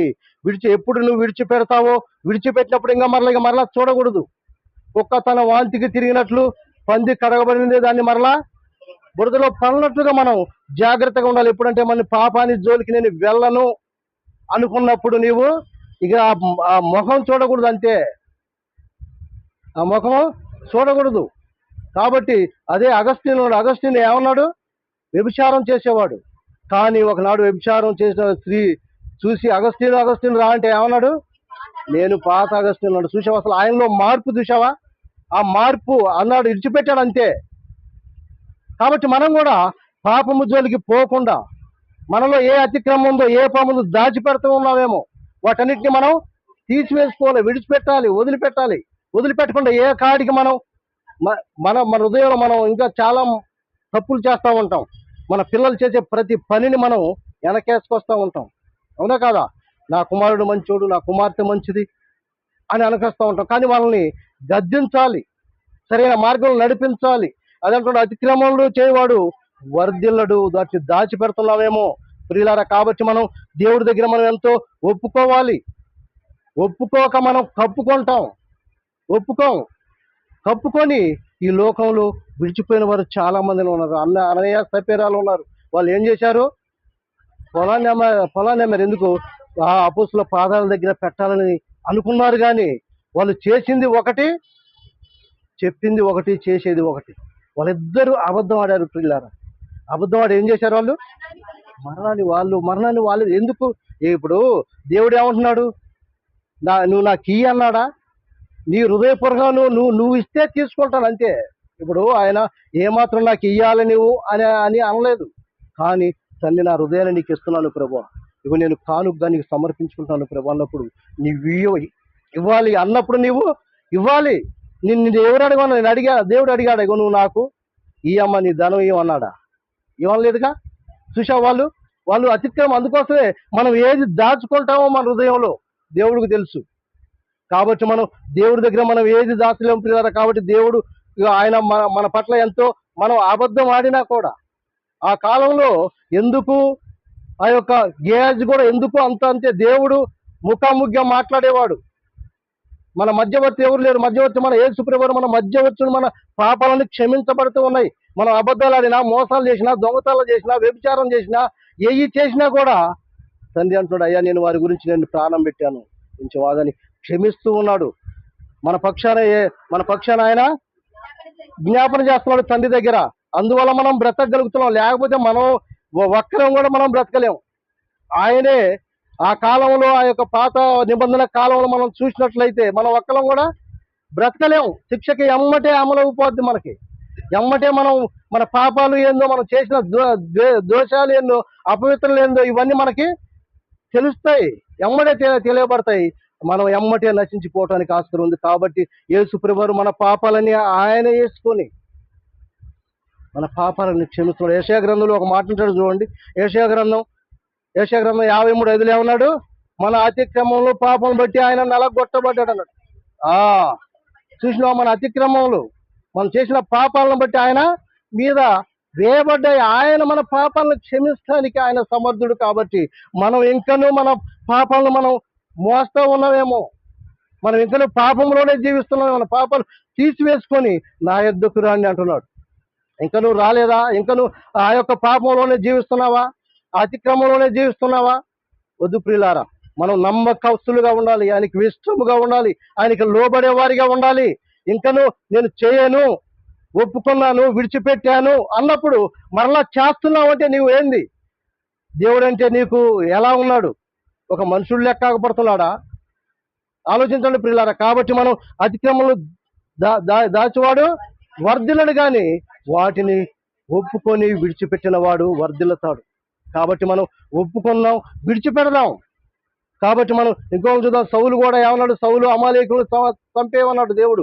ఏం ఉండకూడదు, వాళ్ళు ఎటువంటిది వాళ్ళ వస్తువు ఉండకూడదు అన్నప్పుడు అమాలేకులను మొత్తం చంపేశాడు. కానీ వాళ్ళు ఉన్నటువంటి బలిసిన వాటిని తెచ్చుకున్నాడు. ఎందుకు? దేవానికి బలి ఇవ్వటానికి. నేను అడిగాను నిన్ను, ఏమండి అడిగాడా? నాకు బలి అయ్యా, వాళ్ళందరినీ చంపేసి వాళ్ళు ఉన్నవాడు గేదెలు, ఆవులు, మేకలు అవన్నీ తీసుకుని అన్నాడా? లేదండి, అనలేదు. అనకపోయినా మనకేం కావాలి? మనం ఆశిస్తాం, ఆ వస్తువు నాకైతే బాగుంటుంది, ఆ వస్తువు నాకు కావాలి అని ఆశిస్తాం. ఆ వస్తువుని తెచ్చుకొని మనం పెట్టుకొని మనం ఏం చేస్తాం? పాపాన్ని అనుభవిస్తూ ఉంటాం. కాబట్టి మనం, ఎందుకంటే మనం నేర్చుకోవాలి, చాలా మనం తగ్గించుకోవాలి, చాలా దేవుడి వైపు చూడాలి. దేవుడిని వెరిగి ఉన్నాం నీవు నేను. ఏ విధంగా మనం చేస్తా ఉన్నాం, ఏ విధంగా మన అతిక్రమలు దాచిపెట్టుకొని మనం పైగా భక్తి గలవారే, విశ్వాసము గలవారే మనం ఉంటే మనం ప్రయోజనం లేదు. కాబట్టి మనం ఒప్పుకుందాం. మన పాపాలను ఒప్పుకోవాలి, ఒప్పుకోవాలి పిల్లారా. ఒప్పుకొని దాన్ని ఏం చేయాలి? మనం విడిచిపెట్టాలి. విడిచిపెట్టినప్పుడే మనం జాగ్రత్తగా దేవుళ్ళో వెదగలుగుతాం. దేవుడు మనతో ఉంటాడు. మనకు కావలసినవి ఇచ్చే దేవుడు. మనకి ఎటువంటిది కావాలో ఆయనకు తెలుసు. కాబట్టి మనం ఒప్పుకుంటే మనం ఎంతో ధన్యులం. కాబట్టి దావీదు మహారాజు ఒప్పుకున్నాడు. ఒప్పుకున్నాడు? నాతాను ప్రవక్తను పంపించినప్పుడు ఒప్పుకున్నాడండి. ఆయన ఎక్కడ కప్పుకోలే, నేను కప్పుకోనక నేను ఒప్పుకున్నాడు ప్రియులారా. ఎలా ధన్యత పొందుకున్నాడు, ఎలా రాజుగా అభిషేకించబడి ఆయన ఇంకను నా ఇష్టానుసారుడుగా దేవుడి దగ్గర ఇష్టానుసారుడు అన్నాడు. ఎందుకన్నాడు? ఏడాది ఆయన ఆ ఒక్క తప్పిదం తప్ప ఎక్కడ దావీదు తప్పు చేయలేదంట. మనమైతే ఎన్ని తప్పులు చేస్తాం, ఎన్ని పాపాలు చేస్తున్నాం, ఎన్ని దేవుడికి వ్యతిరేకమైన పనులు చేస్తున్నాం. వ్యతిరేకమైన మాటల ద్వారాగా, ఆలోచనల ద్వారాగా, చూపుల ద్వారాగా మన హృదయాలు చెడిపోయి ఉన్నాయి. కాబట్టి దావీదు మహారాజు వలె ఆయన మహారాజు అయ్యుండి నిజంగా ఆ యొక్క తప్పు తప్ప బెస్తబా చేసిన తప్పు, ఆ తప్పు తప్ప ఆయనలో ఏ తప్పు కనపడలేదంట దేవుడికి. మరి మనమైతే మనం ఒప్పుకుంటాము, ఇంకను చేస్తానే ఉంటాం. నాయన ఈ తప్పు చేశాను, నన్ను క్షమిస్తాడు. ఇంకో తప్పు క్షమించు. ఇలాగనే మన యొక్క పాపాలు ఎక్కువైపోతున్నాయి పిల్లరా.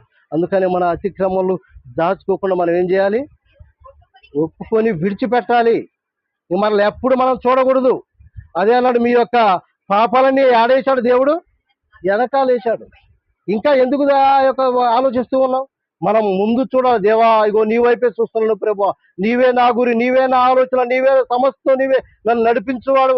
మార్గంలో వెళ్ళకుండా నీ మార్గం చిన్నగా ఉందో చూసుకోవాలి. మార్గంలో ఎక్కడ తప్పిపోతున్నావో, ఎక్కడ పడిపోతున్నావో, ఎక్కడ ఎలా మార్గంలో నడుస్తున్నావో, ఏ ముళ్ళు ఎదురవుతున్నాయో, ఏ యొక్క అపనిందలు అవమానాలు వస్తున్నాయో, వాటన్నింటినీ ఎదిరించుకొని మనం బయలుదేరాలంటే ఏం చేయాలి? మన గురి దేవుడి వైపు చూడాలి, ఆయన వైపే చూడాలి. ఆయనే మన గురి, ఆయనే మన ఆలోచన, మన తలంపులు మనం నడిపిస్తున్నవాడు, జీవింపజేస్తున్నవాడు, సమస్తం ఆయన. కాబట్టి ఆయన్ని గురి కలిగి మనం జీవించినట్లయితే, మన అతిక్రమలు, మన పాపాలు ఒప్పుకొని విడిచిపెట్టినట్లయితే ఆయన మనల్ని ఆదరిస్తాడు, ప్రేమిస్తాడు. కాబట్టి ఈ యొక్క మధ్యాహ్న కలసం ఎలా జీవిస్తున్నాం, ఎలా మనం ప్రార్థిస్తూ ఉన్నాం, ఎలా ఆయనకు నమ్మకస్తులుగా ఉంటున్నాం, నమ్మకంగా మనం ఉండగలుగుతున్నామా? ఆయన మనల్ని ప్రతి ఒక్కరిని, మన హృదయాల్ని పరిశీలిస్తే, మనల్ని ఆయన చూస్తూ ఉంటే ఆయనకి ఏ విధంగా దుఃఖిస్తున్నాడా, సంతోషిస్తున్నాడా? నీకు నాకు తెలుసు పిల్లలు, మన హృదయాలు ఏ విధంగా దేవుణ్ణి సంతోష పెట్టేవారిగా ఉంటున్నావా? ఆయన ఆనందపరిచేవారిగా ఉన్నావా?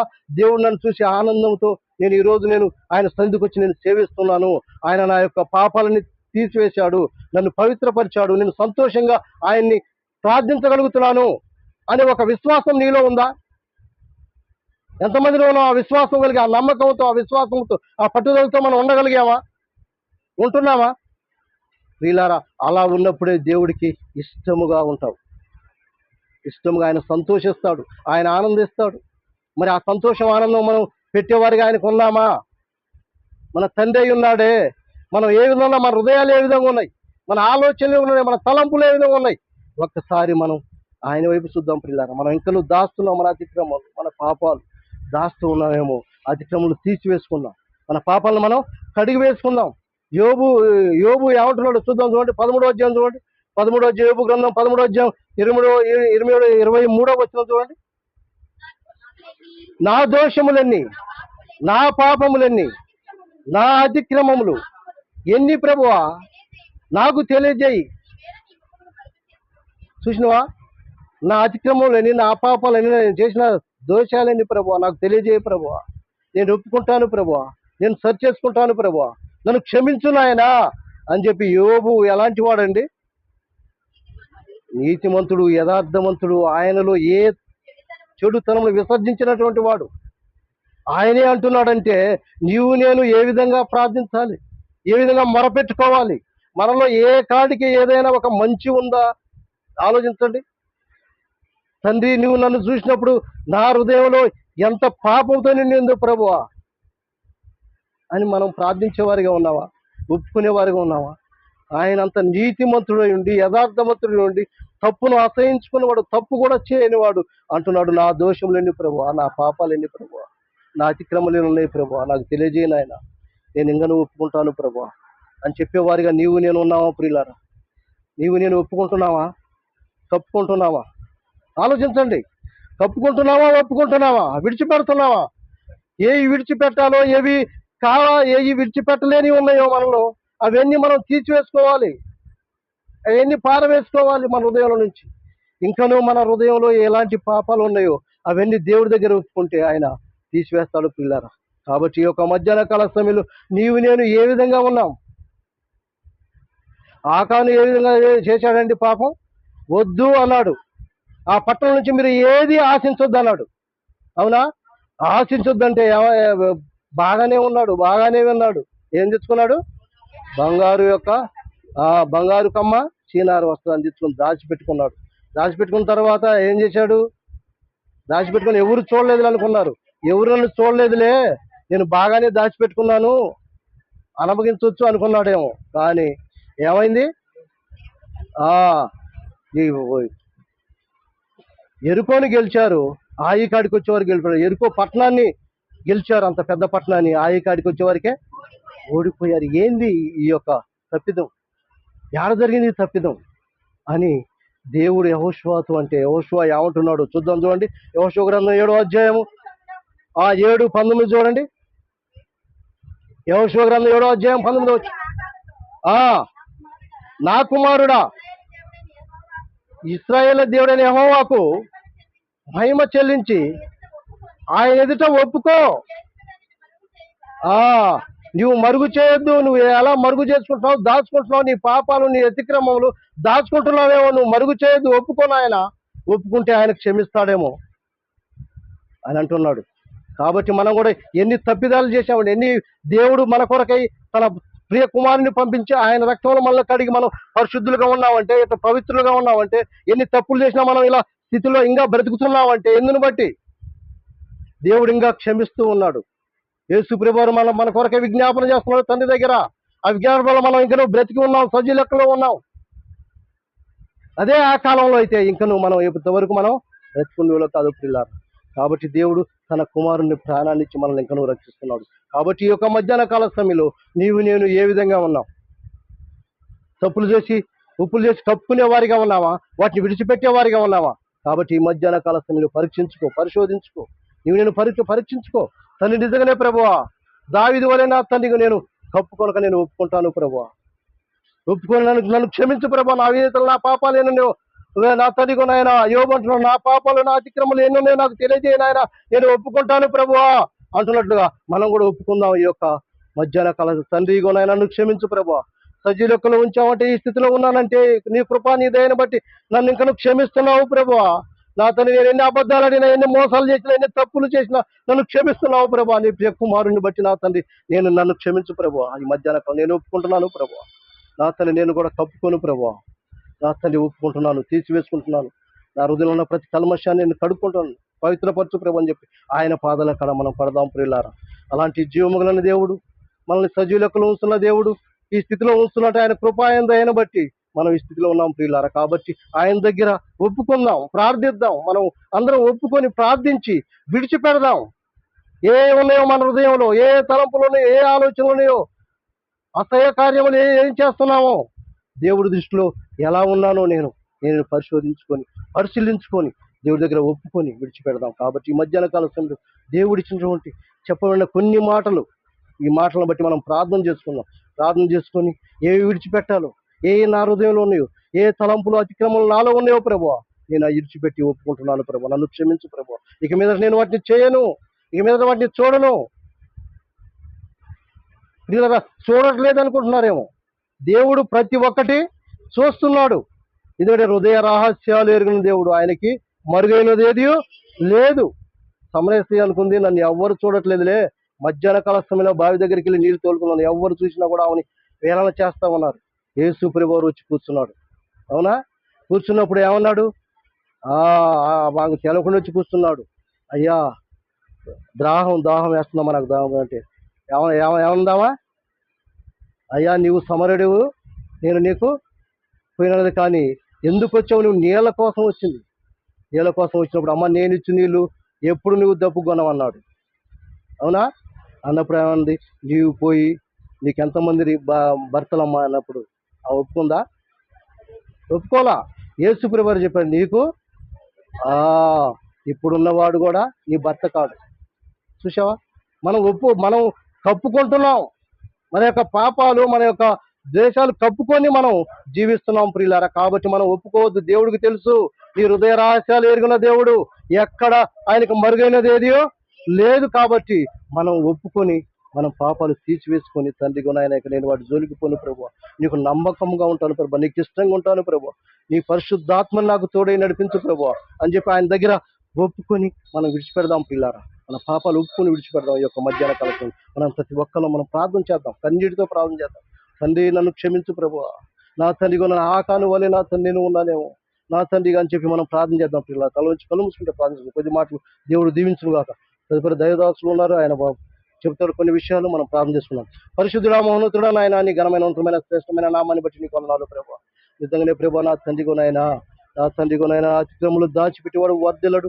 నా తండ్రిగునైనా వాటిని ఒప్పుకొని నా తండ్రి విడిచిపెట్టేవాడు వర్ధిల్లుతాడు ప్రభువా. నా తండ్రిగునైనా నన్ను క్షమించు ప్రభు. ఈ మధ్యాహ్న కాలం నిజంగానే ప్రభు నా తండ్రితో నాయన అనన్య సఫేరా వల్ల నా తండ్రి నేను అబద్ధం ఆడుతూ ఉన్నాను ప్రభు. నా తండ్రికు నాలో నా తండ్రికు నైనా కపటం ఉంది ప్రభు, నాలో ద్వేషం ఉంది, అసూయ ఉంది ప్రభు. నా తండ్రికు నైనా ఆకాను వల్ల నా తండ్రికు నైనా ఎవరు చూడట్లేదులే, ఎవరు నా తండ్రికు నన్ను కనిపెడతలేదులే, ఎవరు చూస్తున్నారు నేను చేస్తుంటే దొంగతనం అనుకుంటున్నాడు ప్రభు. నేను చేసే మోసాలు, నేను చేసే దొంగతనాలు, చేసే అబద్ధాలు నైనా నువ్వు చూస్తున్న దేవుడవు ప్రభు. నా తండ్రి నేను నువ్వు పరిశుద్ధుడు నైనా, పవిత్రుడవు ప్రభు. నా తండ్రి నైనా నువ్వు పరిశుద్ధుడు నా తండ్రి. నైనా నేను నేను దాగలుగుతాను ప్రభు. నేను పరిశుద్ధుడు నా తండ్రి, నేను పరిశుద్ధుడు, మీరు పరిశుద్ధులయ్యావు ప్రభు. ఆ పరిశుద్ధంగా మేము జీవించే కృపను దయచేయండి ప్రభు. నాయనా నీ వెలుగులో రహస్య పాపలు దాగి ఉంటున్నాయి ప్రభు. నా తండ్రిగా నేను తీర్చివేసుకుంటాను. నేను పరిశుద్ధపరచబడాలంటే నా తండ్రి నాలో ఎటువంటి తప్పిదం ఉండకూడదు ప్రభు. నా తండ్రి నన్ను క్షమించు నాయన. నా తండ్రిగో నాయన ఈ మధ్యాహ్న కాల సమయంలో నా తండ్రి నాయన దావీదైతే నాయన రాజయుండి నా తండ్రి నాయన నా ప్రభు నా తన ప్రవర్తన ద్వారా ఎత్తరించినప్పుడు నా తండ్రి నాయన కప్పుకొనక ఒప్పుకున్నాడు కాబట్టి బ్రతికిపోయాడు ప్రభు. నా తండ్రి నీవు కూడా ఎంత నీ దాసుల ద్వారా ఎంత ఎత్తరిస్తున్నావు నా తండ్రి. నేను ఎలా ఉన్నాను ప్రభు, నా జీవితం ఎలా ఉంది ప్రభు, నా బ్రతికి ఎలా ఉంది ప్రభు. నన్ను క్షమించు నాయన ఈ మధ్యాహ్న కాల సమయంలో నా తండ్రి. నీ ఆత్మ ద్వారా నడిపించు ప్రభు. నీ శక్తి నీ బలాన్ని నాకు దయచేయి ప్రభు. నా తండ్రి నన్ను కూడా క్షమించు నాయన. నా తండ్రి నాయన ఈ మధ్యన నన్ను క్షమించు ప్రభు. నీకు లోబడతాను ప్రభు. నేను తీసివేసుకుంటాను ప్రభు. నాలో ఉన్న అతిక్రమాలు, పాపాలు, నా తల్లి అసూయ, ద్వేషాలు ఇవన్నీ ఉన్నాయి ప్రభు. ఇటు నుంచి విడుదల దయచేసి ప్రభు. నీకు నమ్మకముగా ఉండే కృప నాకు దయచేయండి నాయన. యోబు అంటున్నాడు ప్రభు, నా అతిక్రమం లేదు, నా పాపాలేంది నాకు తెలియజేయాలి ఆయన. నా తండ్రి ఇంకా నాలో ఎన్ని ఉన్నాయో ప్రభు. నా తండ్రి నన్ను క్షమించు నాయనా అని చెప్పాడు ప్రభు. నన్ను క్షమించు ప్రభు. ఈ మధ్య చెప్పిన కొన్ని మాటలైనా ప్రతి ఒక్కరు ఆలోచించి గ్రహించినైనా నీ వాక్యానికి లోబడి నీ మాట ప్రకారంగా జీవించటకు సహాయాన్ని దయచేయి ప్రభు. ఏ దృష్టిలో ఏ సాతానికి అధికారం లేదు ప్రభు. ఈ మధ్యాహ్న కాల సన్నిధి ఉంచండి. అలాగే మీ దాసులను బలపరచండి. ఏమైనా కాలంలో నీకు సమర్పించుకుండగా నీకు ఇష్టముగా ఉంటున్నా తండ్రి. నీకు లోబడేవాడిగా, నీ మాట వినేవాడిగా, నీకు ఇష్టంగా ఉండే ఒక పాత్రగా నాయన దయచేయండి ప్రభు. నా తండ్రి నీ దాసు ద్వారా మంచి ఆత్మీయారాన్ని దయచేయండి. నీ పరిశుద్ధాత్మను తోడే నడిపించి నీకే ఘనత, మహిమ, ప్రభావాలు పొందమని నా ప్రభుని రక్షకులను యేసుక్రీస్తు వారి నామమున ప్రార్థిస్తున్నాను తండ్రి. ఆమేన్.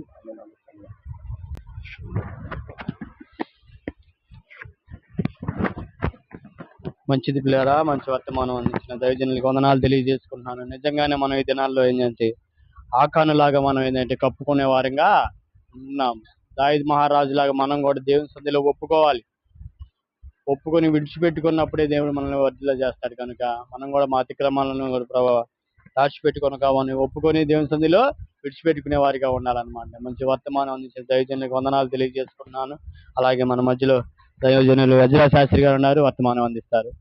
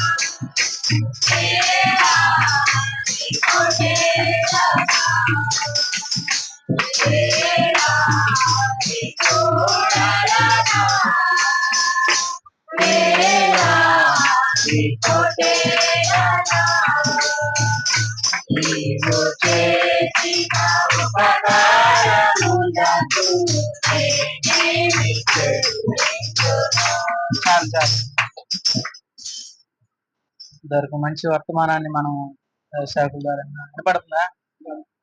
కానా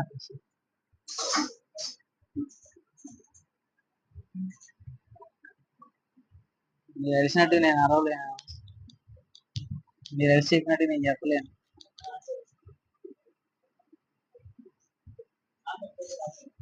ఇదొక్కటి ఆపలే, ఇదొక్కటి ఆప.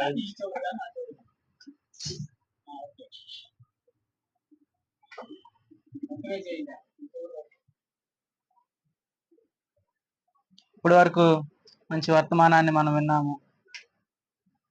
చేసినటువంటి అతిక్రమములను దాచిపెడితే మనము మనం వర్ధిల్లాలంటే మన అతిక్రమములు ఎక్కడ ఒప్పుకోవాలి? సన్నిధిలో ఒప్పుకోవాలి అనేటువంటి వర్తమానాన్ని విన్నాము. కదా. మరి ఎంతమంది ఇప్పటి వరకు విన్న వర్తమానాలను బట్టి వారి హృదయంలో ఈ వర్తమానం నాకు అర్థమైంది, ఈ వాక్యమును బట్టి, ఈ ఆత్మీయ ఆహారాన్ని బట్టి నేను దీవించబడుతున్నాను, ఆశీర్వదింపబడుతున్నాను, నా బ్రతుకుని మార్చుకోవాలనుకుంటున్నాను అనేటువంటి వారు ఎవరైనా ఉన్నారా? ఉన్నారా? ఏదో చెప్తున్నాము, వాగుతున్నాము, వెళ్ళిపోతున్నాము కాదు. విన్న వాక్యాన్ని బట్టి మా బ్రతుకులు మార్చుకోవాలి, మా హృదయాలను మేము మన్నించుకోవాలి, మా చెడిపోయినటువంటి మార్గములు వెళుతున్న మా హృదయాలని తిరిగి దేవుని వైపు నడిపించుకోవాలి అనేటువంటి విశ్వాసము ప్రతి ఒక్కరికి కలగాలి. కలగాలా లేదా? మాకొక్కరికే కలిగితే కాదు, చెప్తున్న వారికి కలిగితే కాదు, వింటున్న వారికి కూడా ఏం కలగాలి? విశ్వాసము కలగాలి. చెప్తున్నారు కదా, చెప్తున్న వాడు నడుచుకుంటున్నాడా లేదా అనేటువంటి వాడెనకమాల గోతులు తవ్వటం కాదు. అవునా కాదా? వాడెనకమాల గోతులు తవ్వటం కాదు. చెప్తున్న వాక్యాన్ని బట్టి మన హృదయాన్ని మనం మార్చుకుంటున్నామా లేదా? చెప్పండి. మనం విశ్వాసం బట్టి దేవుని సన్నిధిలో ప్రార్థించగలుగుతున్నామా లేదా? నేను గత వారం ఒక వాక్యం చెప్పాను. ఏం వాక్యం చెప్పాను ఒకసారి గుర్తుందా మీకు? 3 విషయాలని ఆ దినాన్ని జ్ఞాపకం చేశాను. ప్రేమ అనే విషయాన్ని జ్ఞాపకం చేశాను, విశ్వాసాన్ని గురించి జ్ఞాపకం చేశాను, నమ్మకమును గురించి జ్ఞాపకం చేశాను. మరి సంఘములో ప్రేమ, విశ్వాసము, నమ్మకము కనిపిస్తున్నాయా? చెప్పండి నాకు ఒక మాట. సంఘంలోనే కాదు, కుటుంబాల మధ్య ప్రేమ, విశ్వాసము, నమ్మకము కనిపిస్తున్నాయా? భార్యాభర్తల మధ్య ప్రేమ ఉంటుందా? నమ్మకం ఉంటుందా? విశ్వాసం ఉంటుందా? నీ బిడ్డల పైన నీకు నమ్మకం ఉంటుందా? విశ్వాసం ఉంటుందా? నీ సంఘములో నీ పక్కన ఉన్నవారి పైన నీ విశ్వాసం ఉంటుందా? నీ సంఘం అంతటి మీద నీకు విశ్వాసం, నమ్మకం ఉంటుందా లేదా? చెప్పండి ఒకసారి. ఉంటుందా? దైవజనులు ఉన్నప్పుడు కూడా ఇదే విశ్వాసాన్ని మీరు కనపరిచారా? చెప్పాలి. దైవజనులు ఉన్నప్పుడు కూడా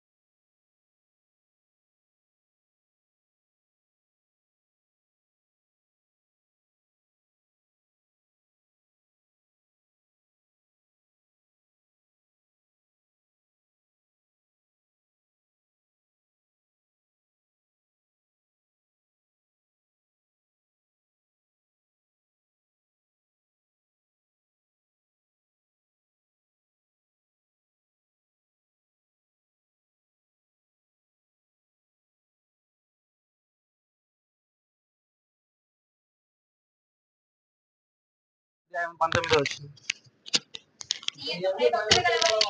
నీ యందు భయభక్తులు గల వారి నిమిత్తము నీవు దాచి ఉంచిన మేలు ఎంతో గొప్పది. నరుల ఎదుట నిన్ను ఆశ్రయించు వారి నిమిత్తము నీవు సిద్ధపరిచిన మేలు ఎంతో గొప్పది. చూడనే ఉండండి, ఎందు భయభక్తులు గల వారి నిమిత్తము నీవు దాచి ఉంచిన మేలు. ఎవరి ఎందు భయభక్తులు కలిగి ఉండటము? దేవుని ఎందు భయభక్తులు కలిగి ఉండటము.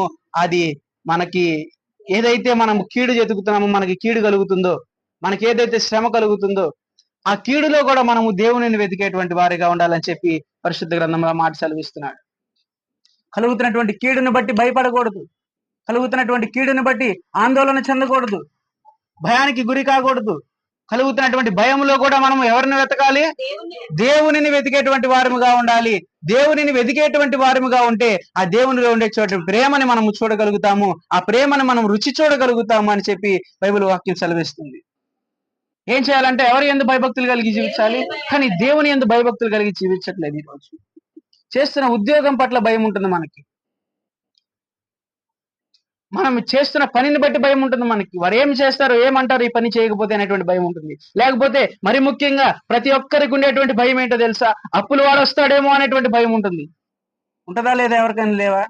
అప్పు లేనటువంటి వారు ఎవరు కూడా లేరు.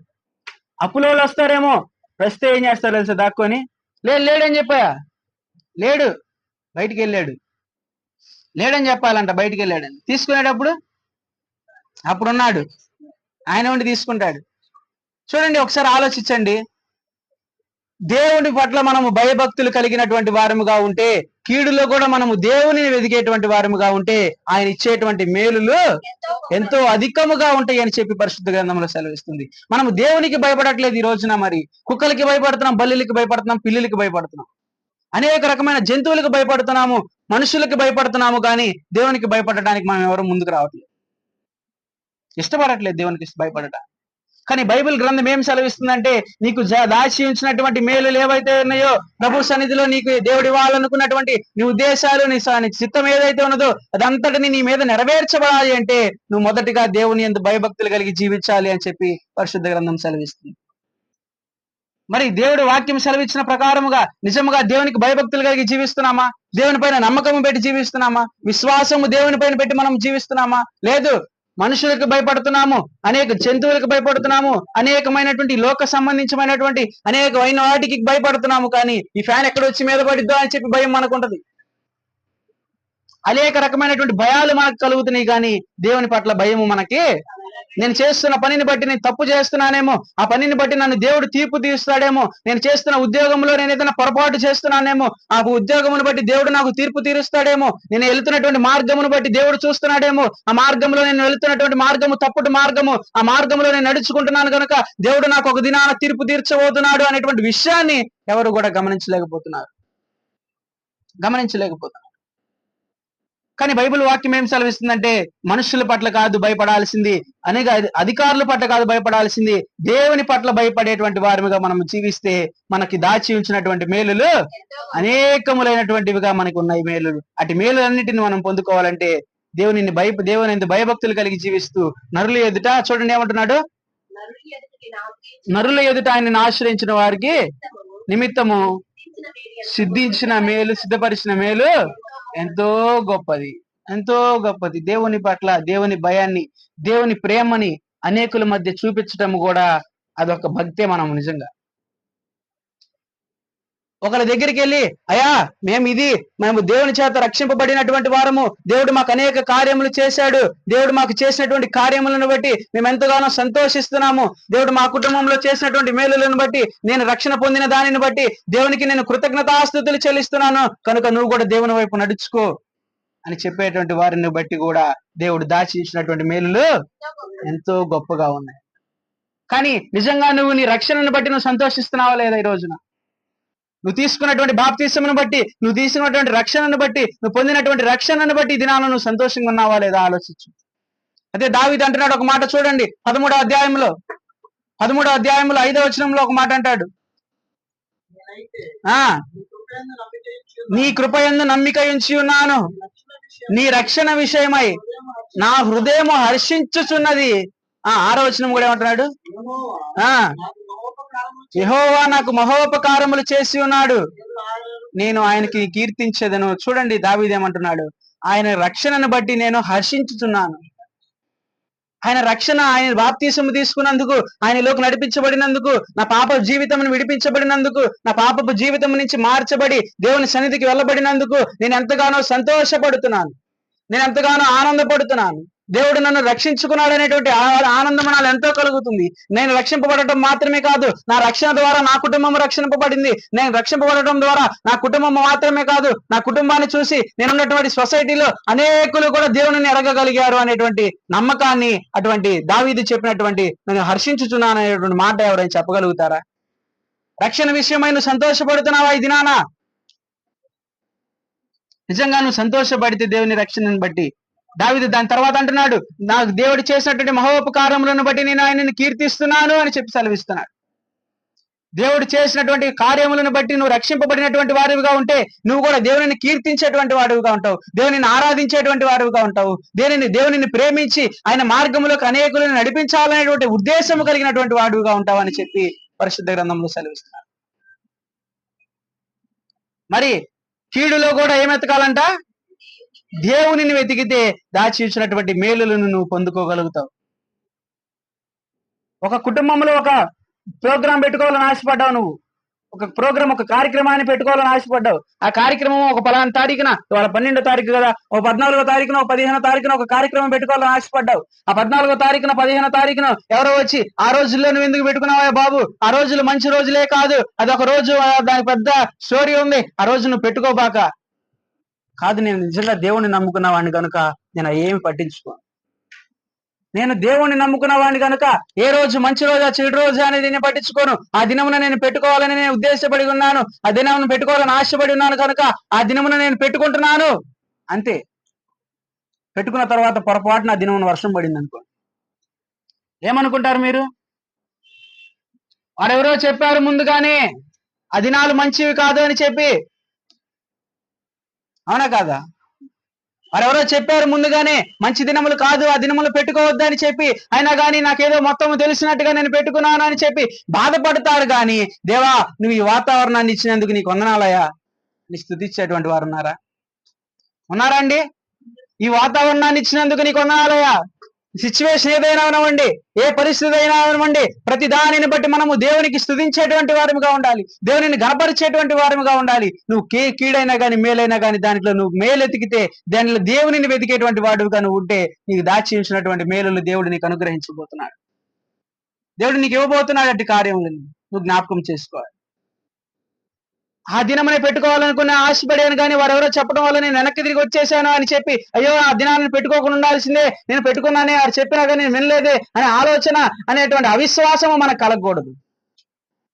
అనేటువంటి అవిశ్వాసము మనకి, అయ్యో దేవుడికి కూడా ఇష్టం లేదేమో, దేవుడికి ఇష్టం లేకపోవటం వల్ల ఇటు కార్యములు చేస్తున్నాడేమో అనుకుంటున్నావేమో. దేవుడికి ఇష్టం లేనటువంటిది ఏది కూడా, దేవుడు అన్ని కూడా మంచిది ఇష్టమైనటువంటి వాటిని, ఇష్టమైనటువంటి అన్ని కూడా మంచి వాటినే చేశాడు, కానీ చెడిపోయినటువంటి వాటిని ఏది కూడా చేయలేదు. కానీ ఆ దినాన తీర్పు అనేటువంటిది, ఆ దినాన వచ్చినటువంటి రిజల్ట్ ఏదైతే ఉన్నదో, ఆ దినాన జరిగినటువంటి ఏదైతే కీడు ఉన్నదో, ఆ కీడు నీ బట్టే వస్తుంది, నీ భక్తిని బట్టే వస్తుంది, నీ ప్రార్థనను బట్టే వస్తుంది అన్న విషయాన్ని నువ్వు జ్ఞాపకం చేసుకోవాలి. నీలో భక్తి లేకపోవటం వల్ల, నీలో విశ్వాసము లేకపోవటం వల్ల, నీలో నమ్మకము లేకపోవటం వల్ల, నీలో అపనమ్మకం ఉండటం వల్ల ఆ దినాన నువ్వు పెట్టుకోవాలనుకున్నా కానీ వర్షము పడింది. దేవుడు అన్ని మంచిగా చేశాడండి ఈ లోకంలో. ఆదికాండంలో చెప్తున్నాడు కదా, అన్ని మంచిది అని సమస్తము కూడా మంచిదే చేశాడు, కానీ ఏది కూడా చెడుదే ఆయన చేయలేదు. మరి ఆయనకి ఎందుకు ఇష్టం లేకుండా పోతుందంటే, మన భక్తిని బట్టే దానికి తీర్పు తీరుస్తున్నాడు, మన భక్తిని బట్టే దానికి రిజల్ట్ ఇస్తున్నాడు, మన భక్తిని బట్టే ఆ దినమున మనం కోరుకున్నటువంటి వాటిని జరగనివ్వకుండా, సఫలపరనివ్వకుండా దేవుడు వాటిని మార్చేస్తున్నాడు. కారణం ఏంటంటే మన భక్తిని బట్టి మాత్రమే అని చెప్పి ప్రతి ఒక్కరు జ్ఞాపకం ఉంచుకోవాలి. తర్వాత 23వ వచనంలో ఒక మాట అంటాడు, చూద్దాం. 23వ వచనంలో, యెహోవా భక్తులారా మీరందరూ ఆయనను ప్రేమించుడి,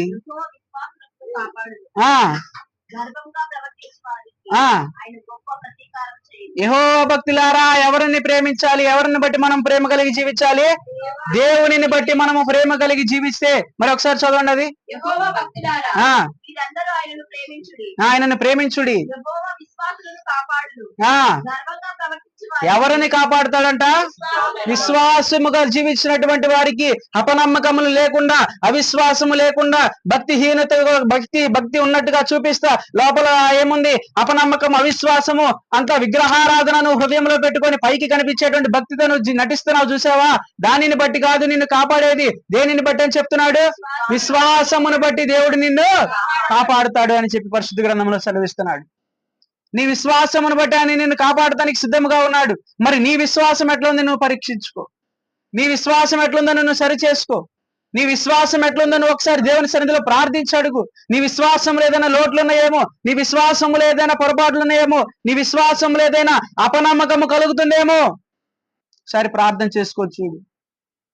ప్రార్థన చేసుకోవచ్చు. చూడండి, చూసుకున్నట్లయితే దేవుడు దానికి తగినట్టుగా మనలో లోపం ఉందో, మన హృదయంలో లోపం ఉందో, దేవుడు అంతా కూడా మనల్ని కూడా మంచిగానే చేశాడు. మరి చెడు మనలోకి ఎందుకు వస్తుంది? చెడు మనలోకి ఎందుకు వస్తుంది అంటే మన అతిక్రమములను బట్టి, మనం చేస్తున్నటువంటి పనులను బట్టి, మనం జీవిస్తున్నటువంటి జీవితాన్ని బట్టి, మనం వెళుతున్నటువంటి మార్గమును బట్టి, మనం నడుచుకున్నటువంటి నడతను బట్టి దేవుడు మనకి తీర్పు తీరుస్తాడు. దేవుడు మనల్ని ఇదిగా చూస్తున్నటువంటి కారణం ఏంటంటే మనల్ని బట్టే. దేవుడు మనకు అడిగిన ఇవ్వట్లేదు అంటున్నామేమో మనము. ఎందుకు ఇవ్వలేకపోతున్నాడు? దేవుడు ఇవ్వలేక కాదు, ఆయనకి సమస్తము సాధ్యమే. అసాధ్యమైనటువంటిది ఏదీ లేదు ఈ లోకంలో. కానీ దానిని మనం పొందుకోలేకపోతున్నామంటే మనల్ని బట్టియే అని చెప్పినమ్మ. చూడండి, ఆయన ఎంతో ప్రేమ కలిగినటువంటి వాడని చెప్పి, ఆయన ప్రేమ దీర్ఘకాలము సహిస్తుంది. దీర్ఘకాలం ఉండేటువంటి ప్రేమ ఆయన ప్రేమ. ఎంత చేసినా గానీ నా దేవుడు నా పట్ల ప్రేమ కలిగి ఉన్నాడు, నేను ఎట్లా జీవించినా గానీ ఆయన నన్ను ప్రేమిస్తాడు అని అనుకుంటున్నావేమో. ఖచ్చితంగా ప్రేమిస్తాడు. ఆయన ప్రేమించేటువంటి వాడే. ఆయన ప్రేమ దీర్ఘకాలము నిలిచి ఉండేటువంటి ప్రేమ. కానీ ఆయన ఉగ్రత మహా ఉగ్రత. ఆయన ఉగ్రత. ఆ ఉగ్రత నుంచి తప్పించబడాలి అంటే ఆయనని విశ్వాసముగా నమ్మేటువంటి వారముగా ఉండాలి. ఆయనని ప్రేమించేటువంటి వారముగా ఉండాలి. ఆయన చేత ఆ ఉగ్రత నుంచి తప్పించబడేటువంటి వారముగా మనం జీవిస్తే, అటువంటి ప్రార్థన కలిగి మనము జీవిస్తే ప్రతి దాని నుంచి కూడా మనం జయము పొందుకోగలుగుతాము. కీడు నుంచి జయము పొందుకోగలుగుతాము. రోగము నుంచి జయము పొందుకోగలుగుతాము. శోధన నుంచి జయము పొందుకోగలుగుతాము. కీడులో కూడా దేవుని వైపు చూస్తున్నావు కాబట్టి నీ కొరకు దాచి ఉంచినటువంటి అనేకమైనటువంటి మేలులను నువ్వు పొందుకోగలుగుతావు. ఆ విషయాన్ని జ్ఞాపకం ఉంచుకోవాలి. దేవుడు ఎంతో ప్రేమ కలిగినటువంటి వాడే, కానీ ఆయన ఉగ్రత మహా ఉగ్రత అని చెప్పి పరిశుద్ధ గ్రంథంలో సెలవిస్తున్నాం. చూడండి, ఒకసారి ఇర్మియా గ్రంథంలో ఒక మాట చూసుకుందాం. చూరగా చూసుకొని ముగించుకుందాం. ఇర్మియా గ్రంథము 25వ అధ్యాయము. ఇర్మియా గ్రంథం 25వ అధ్యాయము 4వ వచనము. మీ చేతి పనుల వలన నాకు కోపము పుట్టించుకున్నట్లు,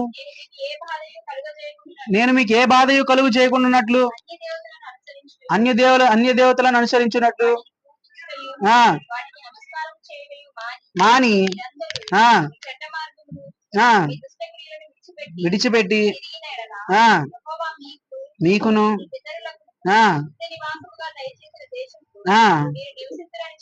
నివసింతురని చెప్పుటకై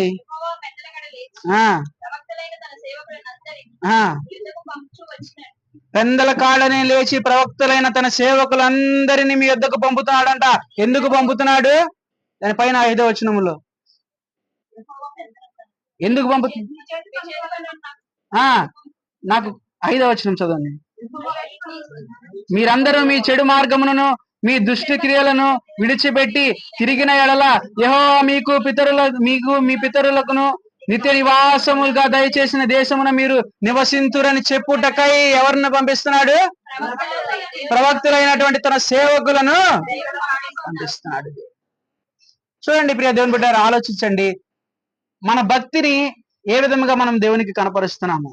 భక్తిని కాదు, ఒక పక్కన భక్తి చేస్తాను, ఒక పక్కన విగ్రహారాధన చేస్తున్నావు. దేనినైతే నువ్వు దేవుని కంటే మరి ముఖ్యంగా ఎక్కువగా ప్రేమిస్తావో అది నువ్వు విగ్రహారాధనతో చేస్తున్నటువంటిదే. ఆ విగ్రహాన్ని పెట్టుకొని ఆ హృదయంలో దాన్ని పూజిస్తున్నటువంటి వాడివిగానే ఉంటావు, కానీ దేవుని ప్రేమించేటువంటి వాడివిగానే ఉండవు.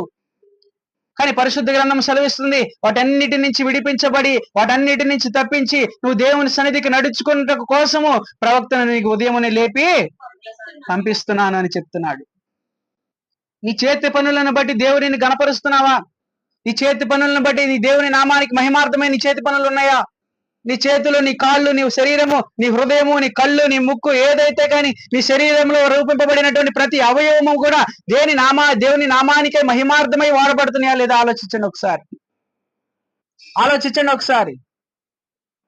లేదు ప్రభువా, ఏ విధముగా అయితే నేను కళ్ళని చెడు వాటినే చూస్తున్నాను, నా కళ్ళతో నేను చెడు మార్గమునే చూస్తున్నాను, దేవుని దుష్ట కార్యములను ఈ లోకంలో జరుగుతున్నటువంటి ప్రతి ఒక్క దుష్ట కార్యాలన్నిటిని కూడా నా కళ్ళతో చూస్తున్నాను. దేవుని వాక్యాన్ని నేను చూడట్లేదు, దేవుని వాక్యాన్ని నేను చదువుకోలేకపోతున్నాను. దేవుని వాక్యముకు యోబు చెప్పిన రీతిగా నా కళ్ళను నేను నిబంధన చేసుకున్నానేటువంటి నిబంధన మన కళ్ళతో మనం చేసుకోలేకపోతున్నాం.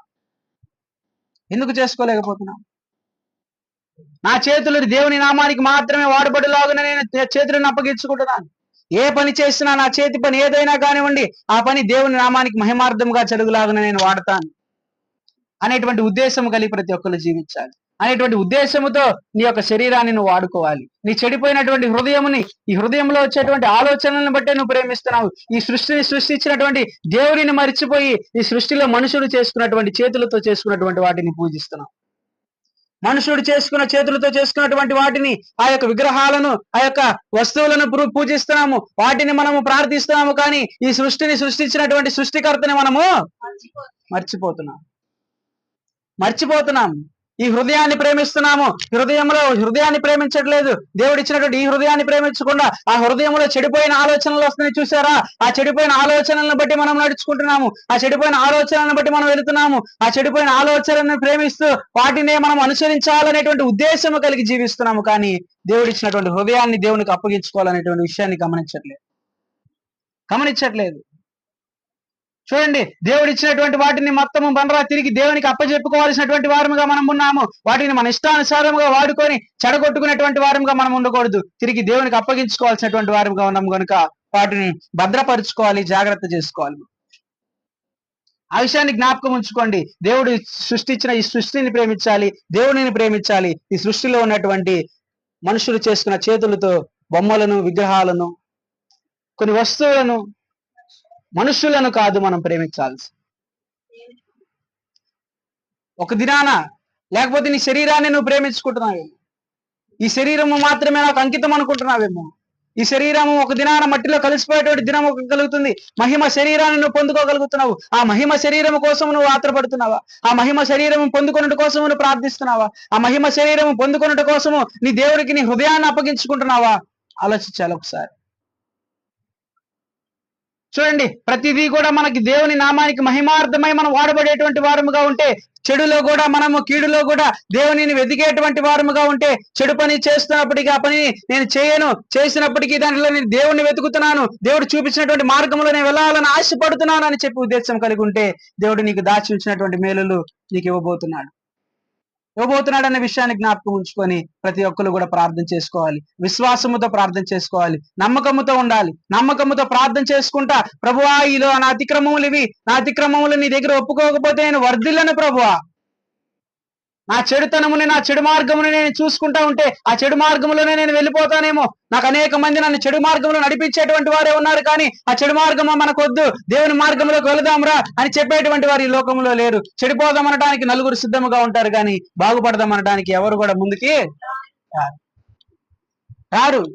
జ్ఞాపకం ఉంచుకోండి ప్రియ దేవుని బిడ్డలారా, మనము దేవుని మార్గంలో నడుచుకునేటువంటి వారముగా ఉండాలి. చెడు మార్గమును విడిచిపెట్టేటువంటి వారముగా ఉండాలి. చెడు మార్గమును విడిచిపెట్టి దేవుని ఎదిగేటువంటి వారముగా, దేవుని వైపు చూసేటువంటి వారముగా ఉంటే నీ కుటుంబం పట్ల, నీ కుటుంబం నువ్వు చేస్తున్న ఉద్యోగము పట్ల, నీ సంఘము పట్ల దేవుడు దాచి ఉంచినటువంటి అనేక మేలులను మాకు ఇవ్వబోతున్నాడు అని చెప్పి ప్రతి ఒక్కరు కూడా విశ్వసించి నమ్ముకొని ప్రార్థన చేసుకున్నాం. అందరం కూడా అందరూ తల నుంచి కళ్ళు మూసుకున్నట్లయితే మనము ప్రార్థనలో ముందుకెళ్దాము. ప్రార్థన చేయండి.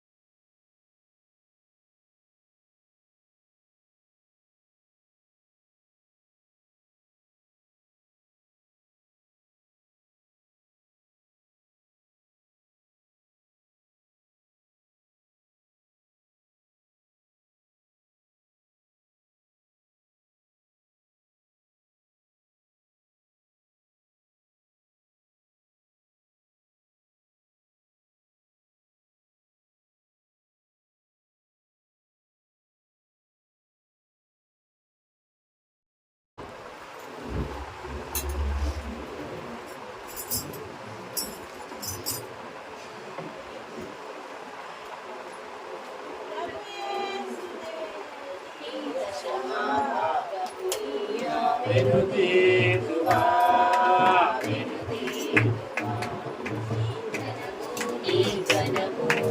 ప్రభు యేసుదే నీ దశమా భాగమునియ వెనుదీతువా ధనలోన ధనధాన్యములనీయగా కరుణించి కాపాడి రక్షింపగా ధనలోన ధనధాన్యములనీయగా కరుణించి కాపాడి రక్షింపగా పరలోకనాథుడు నీకియగా మరి యేసు కొరకీయ వెనుదీతువా పరలోకనాథుడు నీకియగా మరి యేసు కొరకీయ వెనుదీతువా నీ ధనము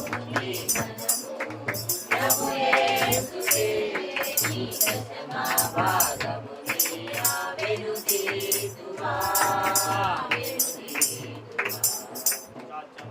ఎవరైనా సాక్ష్యాలు చెప్పవలసిన ఎవరైనా ఉన్నారా? సాక్ష్యాలు ఎవరు లేనట్లయితే మన మధ్యలో అబ్రహ్మేశ్వరాన్ని గారు ఉన్నారు. మనకు ప్రార్థన చేస్తారు, తర్వాత ఆశీర్వాదం తీసుకుంటారు.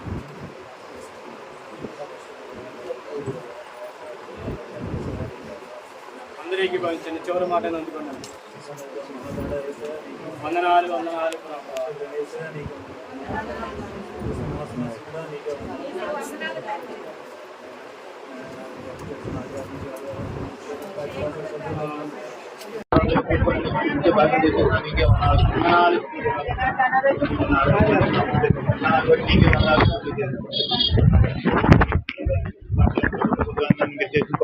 మేము వెళ్ళి నీకే వందనాలు స్థితులు చేసుకున్నాం తండ్రి నాయన. అదేవిధంగా తండ్రి నాయన వాక్యం ఆయన విని విడిచిపెట్టే వాళ్ళం కాకుండా వాక్యం ఆయన గ్రహించిన ఆయన వాక్య ప్రకారం జీవించే వాళ్ళని సహాయం చేసి పెట్టము నాయన. నాయన మీరే సహాయం చేసి పెట్టము తండ్రి నాయన. ఆయన అన్యుడైన శతాధిపతి నాయన చూపించిన విశ్వాసం ఆయన ప్రేమను కలిగి ఉండడం సహాయం చేసి పెట్టము తండ్రి నాయన. మేమైతే ప్రేమ విశ్వాసం లేకుండా జీవిస్తున్నాం తండ్రి. అలా కాకుండా నాయన ప్రేమ కలిగి జీవించే వాళ్ళని సహాయం చేసి పెట్టము నాయన. అదేవిధంగా తన అతిక్రమములు విడిచిపెట్టి నాయన విడిచిపెట్టి వాడు వదిలిన చెప్తుంది ఆయన మా అతిక్రమలు విడిచిపెట్టే వాళ్ళని సహాయం చేసి పెట్టండి నాయన. మేమైతే లోకంతో నాయన ఐక్యపరుస్తున్నాం కానీ నాయన మా అతిక్రమలు విడిచిపెట్టలేకపోతున్నాం తండ్రి నాయన. ఇవన్నీ విడిచిపెట్టి నాయన మీ ఎందుకు భయభక్తులు కలిగితే నాయన మేము మీరు చూచే మేలు దాచిన మేలు గొప్పవి కదా తండ్రి నాయన. ఆ మేలు పొందేవాడు ఉంటే సహాయం చేసి పెట్టండి తండ్రి నాయన. అదేవిధంగా తండ్రిని మేమందరం నాయన నేను స్థుతించి కనపరుస్తుండగా నాయన మా అవసరాలు తీర్చము నాయన. మా ఏ అవసరాలు కలిగి ఉన్నామో ఆ అవసరాలు తీర్చుతారని నమ్ముతున్నాం తండ్రి నాయన. మీరు తీర్చేవారు నాయన మీకు వందనాలు చెల్లించుకున్నాం తండ్రి నాయన. అదేవిధంగా తండ్రి నాయన కానుకలు మొత్తం ప్రార్థించుండగా నాయన ఇచ్చిన కానుకలు ఇచ్చిన వారిని 30 దంతులు 60 దంతులు 100 ఫలించా సహాయం చేసి పెట్టము తండ్రి నాయన. కానీ ఈ కానుకలు నాయన రాజ్య సువార్తను వాడు సహాయం చేసి పెట్టము తండ్రి నాయన. అదేవిధంగా తండ్రి సంఘ సరిహద్దులు విశాలపడుతుంది. సంఘంలో ఐక్యత, సంఘంలో ప్రేమ, సంఘంలో ఐక్యత దయచేయము నాయన. మీరే మా సహాయం చేసి పెట్టము తండ్రి నాయన. అదేవిధంగా తండ్రిని చదువుకునే బిడ్డలకు మంచి జ్ఞానం తెలియని దయచేయము నాయన. బిడ్డలకు మంచి ఉద్యోగాలు దయచేయము నాయన. అలా విధంగా ఏ అవసరాలు ఉన్నామో ఆ అవసరాలను తీర్చము నాయన. మీరు సహాయం చేస్తే నమ్ముతున్నాం తండ్రి నాయన. అదేవిధంగా తండ్రి అంతవరకు మేము సజీవ లెక్కల నుంచి నాయన మరలా మీ అందరూ కూడా మేము సృష్టించే భాగ్యం దయచేయమని, అంతవరకు సజీవ లెక్కల నుంచి మనం నడిపించమని యేసయ్య పేరిట అడిగి వేడుకొంచున్నాం తండ్రి. ఆమేన్ ఆమేన్.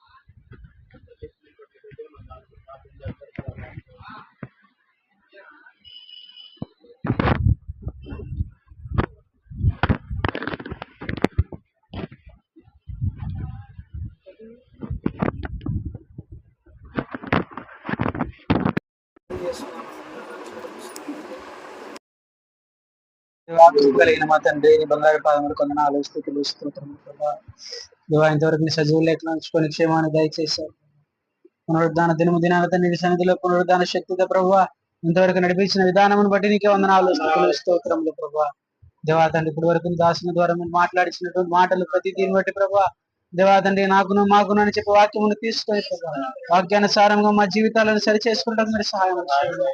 వాక్యానుసారంగా బ్రతుకులను ప్రభా ఆత్మీయంగా కట్టుకున్నట్టుగా మీరు సహాయం చేయండి ప్రభా. ఏ రీతిగా తండ్రి నీ సన్నిధిలో వర్ధిల్లాల ప్రభా అటు జ్ఞానమును తెలివిని మీరు మాకు దయచేయండి ప్రభా. నీ కృపతో మమ్మల్ని నింపండి ప్రభా. కీడులో కూడా నిన్ను ఎతికేటువంటి వారంగా మమ్మల్ని చేయండి ప్రభా. కీడు కలుగుతుందని చెప్పి భయంతో కూడుకోకుండా ప్రభా దేవా తండ్రి భయంతో కూర్చోకుండా అటు భయంలో కూడా ప్రభా దాన్ని నిన్ను వెతికి ప్రభా అటు మేలులను పొందుకునేటువంటి వారి మనకు సహాయం చేయండి ప్రభా. నేను భయభక్తులు కలిగి జీవించేటువంటి మనుషులను మాకు అనుగ్రహించండి. మనుషులకు భయపడుతున్నాము, జంతువులకు భయపడుతున్నాము, అనేక రకమైనటువంటి వాటికి ఈ లోకంలో మేము భయపడుతున్నాము. కానీ ప్రభువా దేవా నీకు భయపడలేకపోతున్నాము తండ్రి. నీ సన్నిధిలో ప్రభా ప్రార్థిస్తున్నాము తండ్రి. దేవా తండ్రి నన్ను ఎందు భయభక్తులు కలిగి జీవించేటువంటి మనసులుగా మమ్మల్ని చేయండి ప్రభా. అటు మనసులు మాకు దయచేయండి ప్రభా.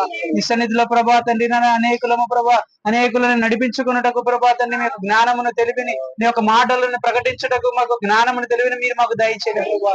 ఎక్కడ కూడా ప్రభా తండ్రి నాయన దావీదైతే కానీ ప్రభా రక్షణను బట్టి ఎంతగానో హర్షిస్తున్నాడు కదా ప్రభా. తన రక్షణను బట్టి ప్రభా మమ్మల్ని కూడా ప్రభా మేము కూడా మా రక్షణను బట్టి మేము సంతోషించేటువంటి వారముగా చేయండి ప్రభా.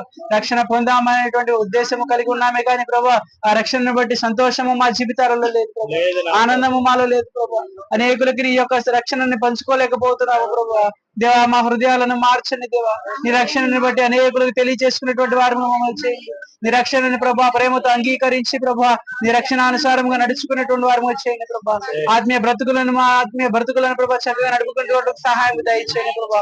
చెడు మార్గంలో మేము వెళుతున్నామేమో తండ్రి, మార్గములను మీరు మార్గములను తప్పించండి ప్రభా.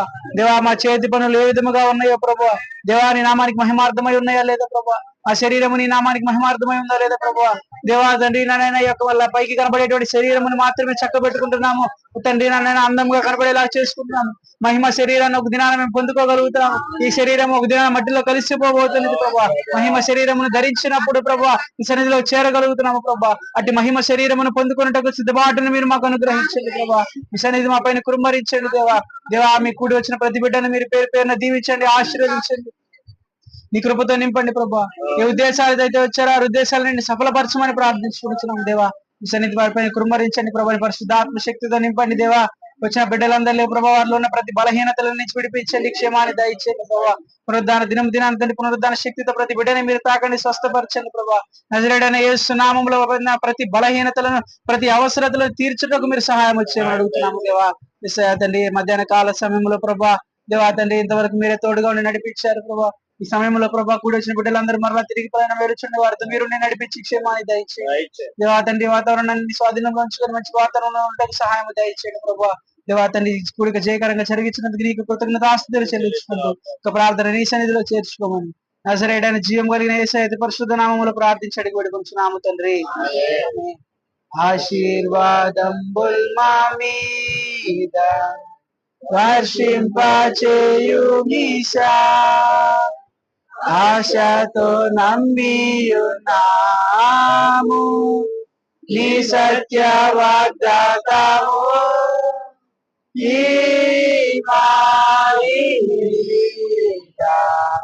రుమారించుము దేవా, బ్రహ్మర ప్రేమ వర్షంబు రుమారించుము దేవా.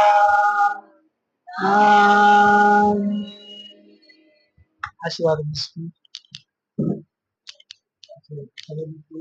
తండ్రి అయిన దేవుడు ప్రేమ, యేసుక్రీస్తు వారి యొక్క కృప, పరిశుద్ధాత్మ యొక్క అన్యోన్య సహవాసము ఇప్పుడు నువ్వు ఎల్లప్పుడు నువ్వు సదాకాలము అందరికీ తోడేండి నడిపించునుగాక.